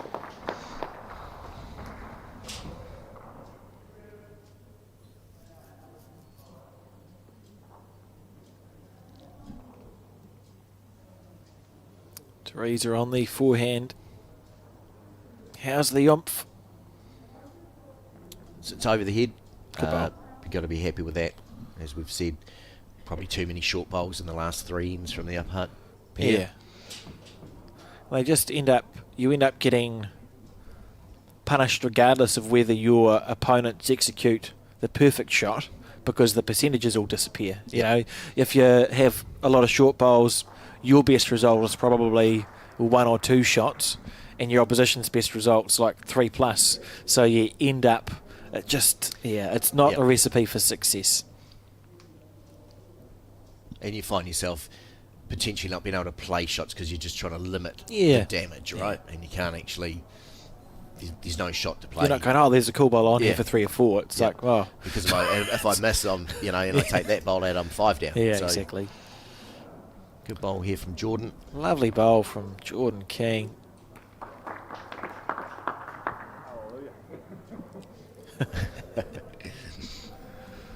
He's been watching his mum for the last couple of days play under bowls at Pukekohe, and then here today. Did you say he's still going in the junior champion singles? Yep, so he's got that today. He's also in the semi-final of the men's open champion singles as well. I'm not sure if that might be tomorrow. So he's had a pretty good season and runner-up in the Wellington Open singles as well. So a bit of a breakout year for him in his 3rd year, and has made the Stokes Valley Premier Interclub team. Oh, the 7. Oh, cool. Yeah, that's so good. Alongside the likes of Blake and Blake Signal, Caleb Hope, and Finbar. So he's done well to push into that team, and he's deserved it. His bowls are improved, and comes from good bowling stock, as they say as well. His father, Alistair Keith, was a top bowler in the Otago region. Played indoor for New Zealand. I think his dad did as well. And of course his auntie is Sandra Keith. Yes. So, and then his mum's obviously representing New Zealand in the indoor game this weekend. So there's some OK bowls. Yeah. OK bowls backgrounds there. Yep. I mean, I even had the pleasure of his dad beating me in 2011 in the National Fours quarter final down in Dunedin, and Jordan was probably about 2 then.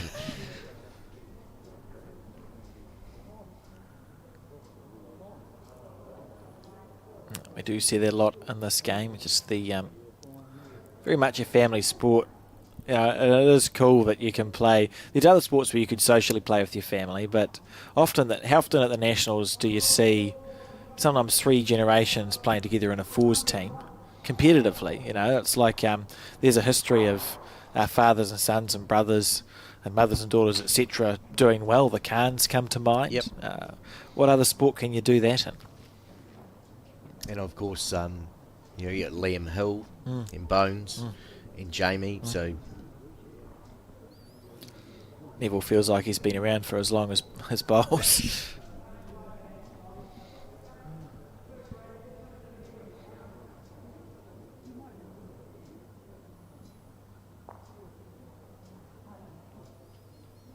So you're starting to see Bruce shake his head a little bit now.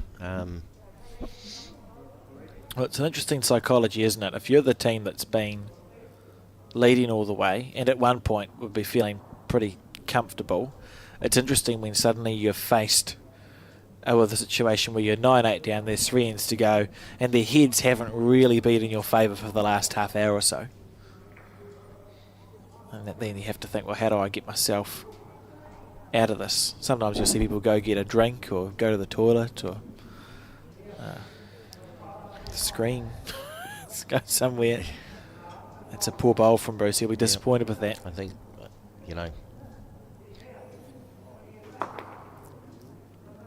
again, a little bit vulnerable here. Drawing save for Teresa now.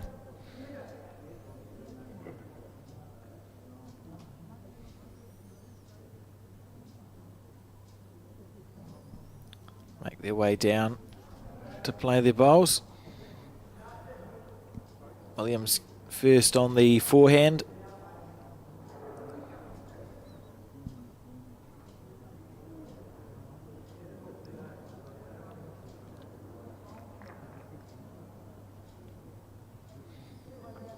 That's going to come back.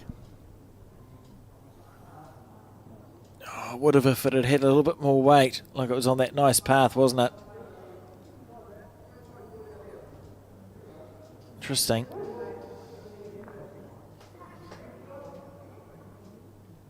It's also actually a pleasant temperature out there today, as it always is at 9-9. I think the sun is due out this afternoon, Alex, so it will hopefully warm up a little bit for them. I was concerned we had a frost, or I believe there was a frost yesterday, and it was a bit nippy, but this morning the bowls gods made it rain overnight, which was nice, so there was no frost this morning, and it was Yeah, pleasant. Good result there from Teresa. Set the second shot out.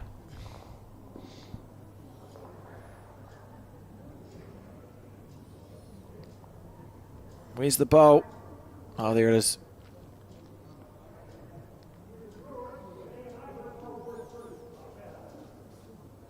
A couple options here from Bruce, telling that she can actually remove the bowl. They've got 2 seconds. In the area here. Last bowl of the end. Don't think it's going to hold. Needs it to drift. Oh, be careful. Oh, you'd think it's still just the one. Still the one. I think they had 2 seconds there. 10-8 the score now. And we're on the 12th end of 14, so 2 to go after this. And that's 4 in a row for Stokes Valley now. Yeah. The consistency starting to come up, and 5 of the last 6 ends have won. So we've seen that shift from the early part of the game where Upper Hutt won 4 of the first 5 ends. It's literally been probably 40 minutes, half an hour since Upper Hutt have had the jack. And that begins to play on your mind, doesn't it? If you're approaching the end of the game and it's been half an hour, 40 minutes since you've won an end, it can start to snowball a little bit. And then you start watching the scoreboard as well. You know, you've only got 3 ends to play, so you need to start scoring.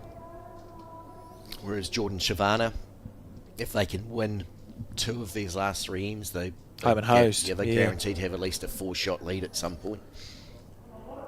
And Jordan playing the length that he played last time coming this way and started well again. Yeah, really good bowl there from Jordan King.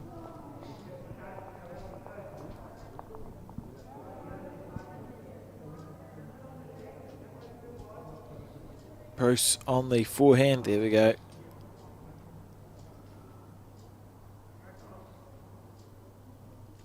Line's not too bad here.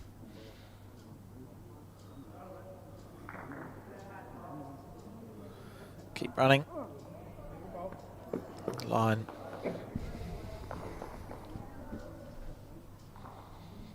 Jordan will be just looking to put another one in there, put some pressure on.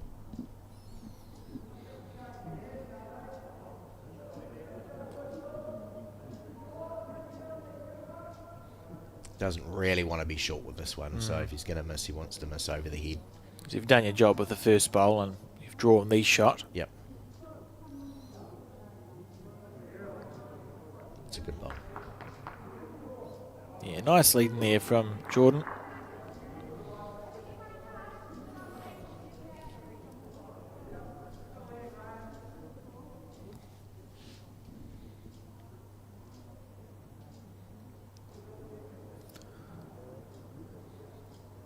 He's missed his line with this one.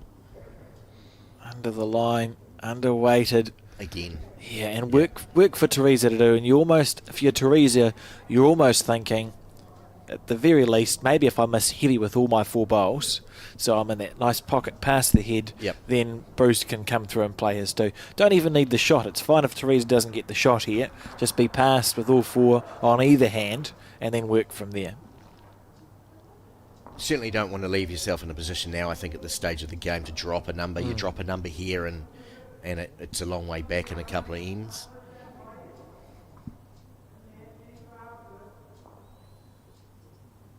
On the forehand.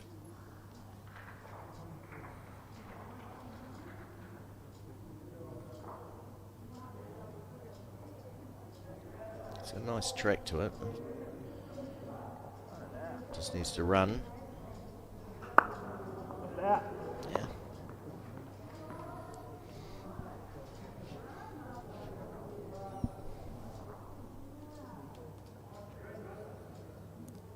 Looking to miss past here, Teresa. Didn't let that one go. No, and maybe we're seeing the length of this 40-metre length, I right? think so, yeah. I don't know myself, I have a bit of a push delivery. It's not the greatest delivery in the world. And so playing longer ends on a slower green is a struggle for myself. Certainly, I mean, It's a good bowl here from Shavana. Yeah, that's a beautiful bowl. And no bowls past the head from upper hat, so you don't really... Well, she might be attacking it. He certainly doesn't want to be, again, doesn't want to be short here, right? There is a couple of options here if you're reaching here, but it doesn't look like it's going to reach either. Just becoming really hard. Yep. A hard road for upper hat. Look, because certainly if Shavana finishes even drawing into the head slightly short, that's going to be blocked up pretty quick.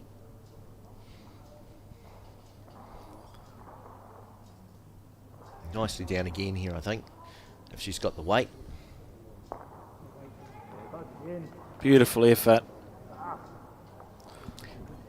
And that's actually a really good bowl. So now we see changing hands onto the hand they haven't preferred for most of the game.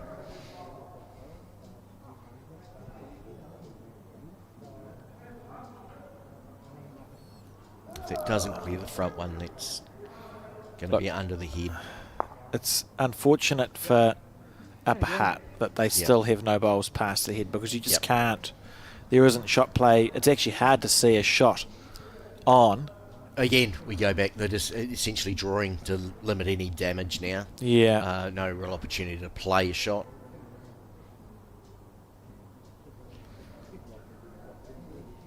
Clean run underneath it. And Stokes Valley sitting with the...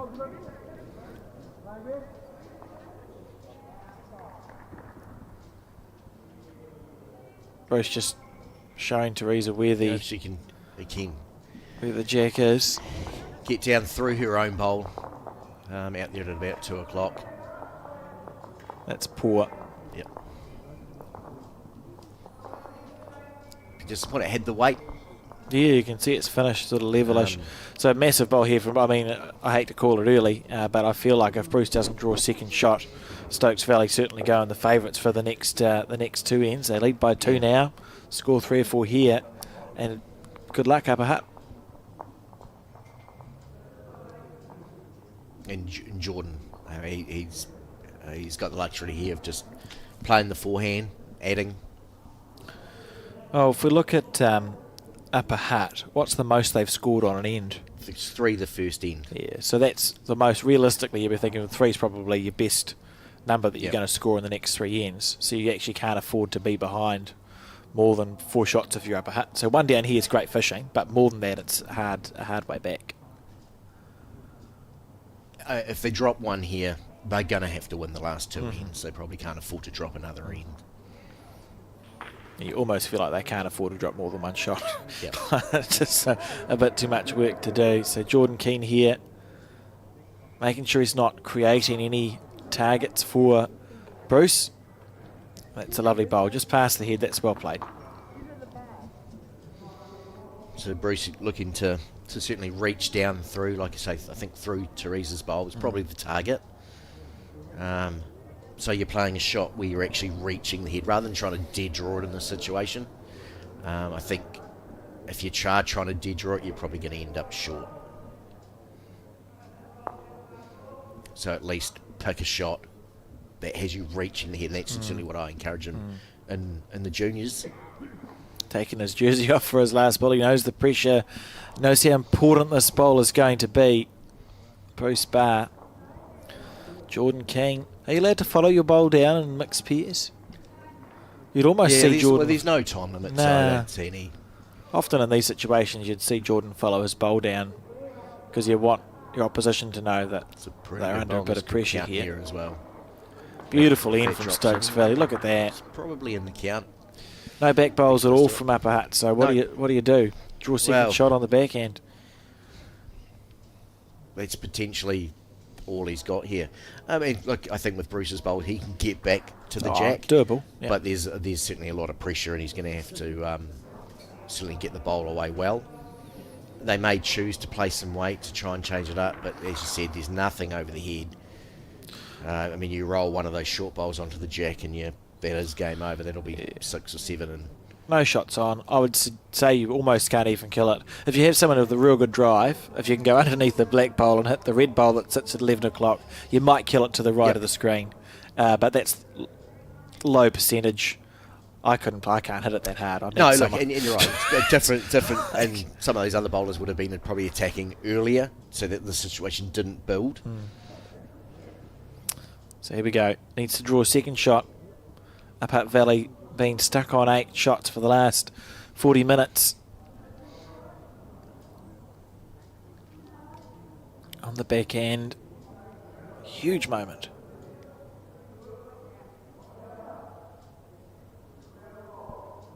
Let it go nicely, and that's the first part. I don't think he's got the weight, Alex. I think his line's not too bad. He's very close. He's very close here, but he's got bogged, and that might be 4. That's a great end. Great end for Stokes Valley. 1, 2, 3. Jordan's back bowl, May. Shavana likes it. 3.5. I feel like I might be a 4. Oh, Bruce's bowl. Which ones have they conceded here? The 3 out on the left, so we're looking at Jordan's back bowl there, just past the jack. The bowl that sits at 7 o'clock to the jack. So usually we measure the bowl that's sitting down flat first, don't we? Okay. Yes. Sort of easier to get to, but neither here nor there. But again, apart with 1 bowl on the head, that's 4. 4 there, and 14-8 lead now. Upper Hutt Tank. Stokes Valley. Sorry, Stokes Valley. Yeah, how could I? As we enter the penultimate end of this mixed pairs final, 6 shots the difference, and Stokes Valley be feeling pretty good. You win this end, you've essentially guaranteed yourself the title. Upper Hutt need inspiration from somewhere. You learn in bowls it's never over till it's over, but they certainly, Upper Hutt, need to be changing what they're doing. You'll be thinking, what's it, a 4 and a 3, probably in that order would be. Yep, you what certainly needs to happen. probably want to score a 3 at least this end. I mean, when we go back and we look at, 5 ends played, 7-1 to Upper Hutt, and we've seen a 13-1 swing since that point of the game.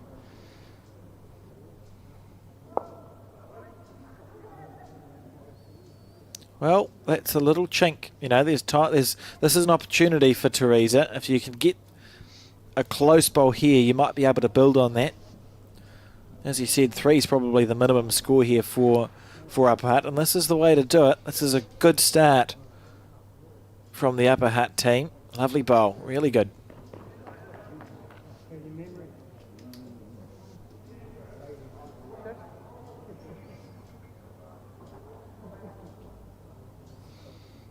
Shavana's got this way well. If she's got the weight, she may be close here. That's a beautiful bowl. Over the head. It's one of those heads where your Upper Hutt doesn't really want the jack to move. Like sort of you can draw an imaginary circle. That Shavana's bowl, if you can get sort of 4 bowls within that, that's where your number's going to come from. But you don't. If the jack moves, it becomes more challenging. And Teresa there on the shy side, but maybe in the eye on the back end a little bit.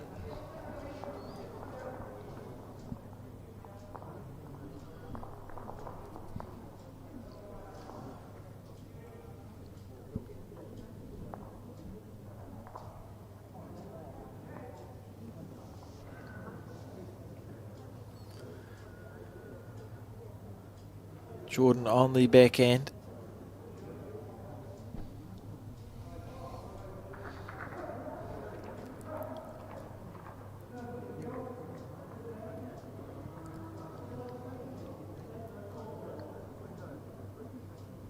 It's to be on a fairly good line here. Yeah. Yeah, it's a good bowl. Nicely played. Again, Jordan and Shavana will be obviously looking to score this end, but limit any damage and give themselves a good buffer going into the last end.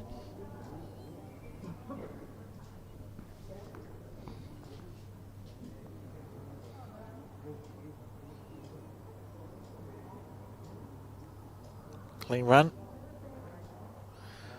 It's nice wait for the shot.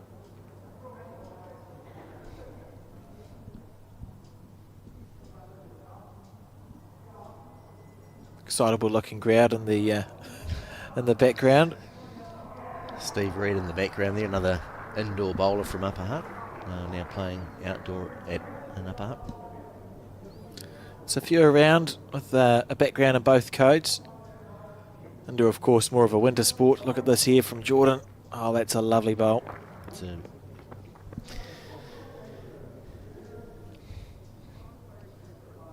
think Jordan's wearing an indoor jacket, actually. I recognise the logo. I like the indoor logo. They very suspiciously similar to the Central Otago outdoor logo. If you ever see the Central Otago outdoor logo, I think that there might have been some heavy inspiration from one direction to the other. So Bruce wants to make sure he's reaching here again. No prizes being short, but yeah, the pattern we've seen the last 5 or 6 ends. Can't afford to be wasting too many bowls at this stage of the game. He's got a nice platform to sit on there if he's reaching.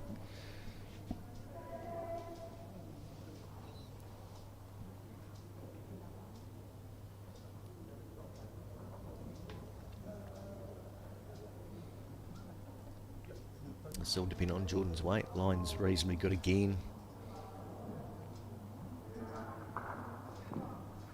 Lovely bowl. It's feeling inevitable, really, for Upper Hutt, isn't it? You know, just Jordan stepped up in the last half hour as well as Williams, or Stokes Valley stepped up at the same time as Upper Hutt. Have just let it slip that little bit, seen more shorter bowls and looking really good. Maybe we have to see a kill here from Upper Hutt. Well, I think... Again, if they are thinking they need to score 3 this end, they're not certainly going to draw 3 inside those bowls. So I think Bruce really needs to be attacking down the middle, whether that's getting a kill or just moving that jack and opening it up and giving themselves a chance to sort of restart the end in a different position.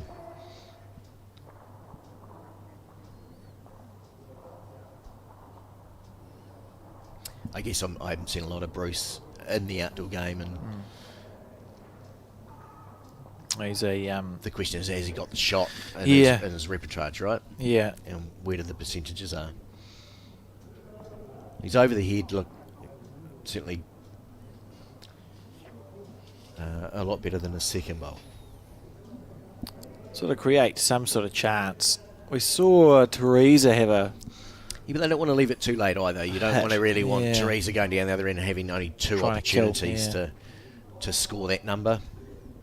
I think they need to open it up now. And Jordan's down a pretty good line again here.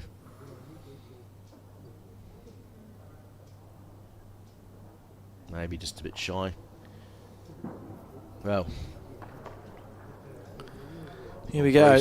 Bruce is... I think he has to hit this. Well, he was certainly on the mat pretty quick, so I'm not sure exactly what he's going to be doing here. It didn't take much time to look at it. Needs it to let go. I wouldn't clap yet, Teresa. Oh dear. So that was much more of a reaching bowl. If it stops, it's still not horrific. No. Okay. I just feel that you may as well be in for a penny, in for a pound if you're Upper Hutt Valley, and just have 2 goes at the shot bowl, see if you can kill the end and start again. If you don't kill it, you shake hands and move on. Yep. Yeah, and I think if you're Shivana here, you're probably just running to the back somewhere. You certainly don't want to give them anything short that they can use.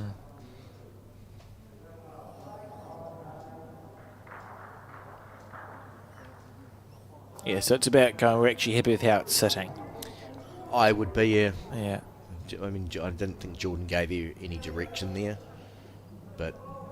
Oh, she hasn't added to it. You know, No. It's not worse. I think two full-blooded hits here are the order of the day.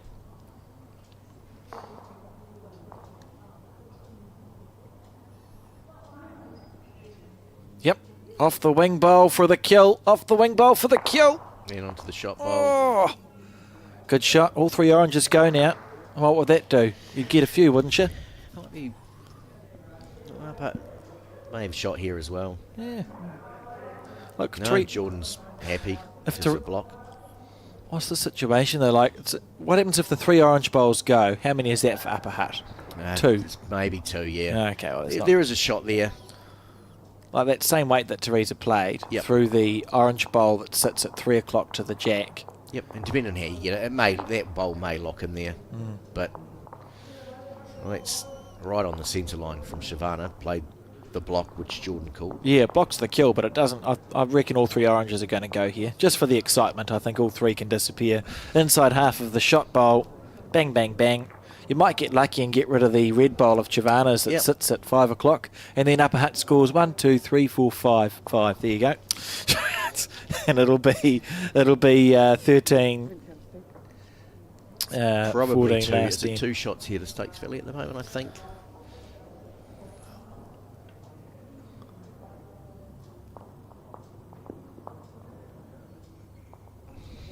I was going to say she's caught the. Oh dear. Of shaking hands. Well, there we have it, and congratulations, not to them, sorry, and not to us either, because we're the commentary team. This is the problem when you attempt to multitask, as everything falls apart. But there we go. We've got Shavana Williams and Jordan King, this year's champions. Stokes Valley takes the first final of this Champion of Champions finals weekend and the win in the Champion of Champions mixed pairs. Any final thoughts, Jason, before I let you get away? Oh yeah, look, I mean, it was a I mean, we cliche, don't want to cliche this, sort of a game of two halves there. What we did see in the end was probably just too many short bowls from the up pair, and a bit more consistently come through from Shavana and Jordan. It's great to see. I mean, all these 4 players were playing for their first centre title, so good to see Jordan and Shavana as juniors come through and win the event. Good for bowls in Wellington. Yeah. Now they get to go off and obviously represent Wellington at a national champion event. And 3 out of 4 of those juniors, so congratulations to Upper Hutt for making the final, and good luck to Bruce and Jordan, because they haven't finished their day of bowls yet. They've got Champion of Champions junior singles. I've just got a funny feeling Jordan now has to go to Upper Hutt and play a game up there on the outdoor artificial up there. So. How good. Oh, that's fantastic. Well, thank you very much for joining me in commentary, and don't stray too far from your television sets, because we'll be back soon with whatever I said, we'll be back with the semi-final of the women's singles, I think. We'll see you then. In the UK, there's a bowl for every surface for the Henselite product. But overseas, I use the Tiger 2 and I use the Dreamline XG purely because I love the grip and the arc that the bowl takes, and that's what makes me one of the best players in the world.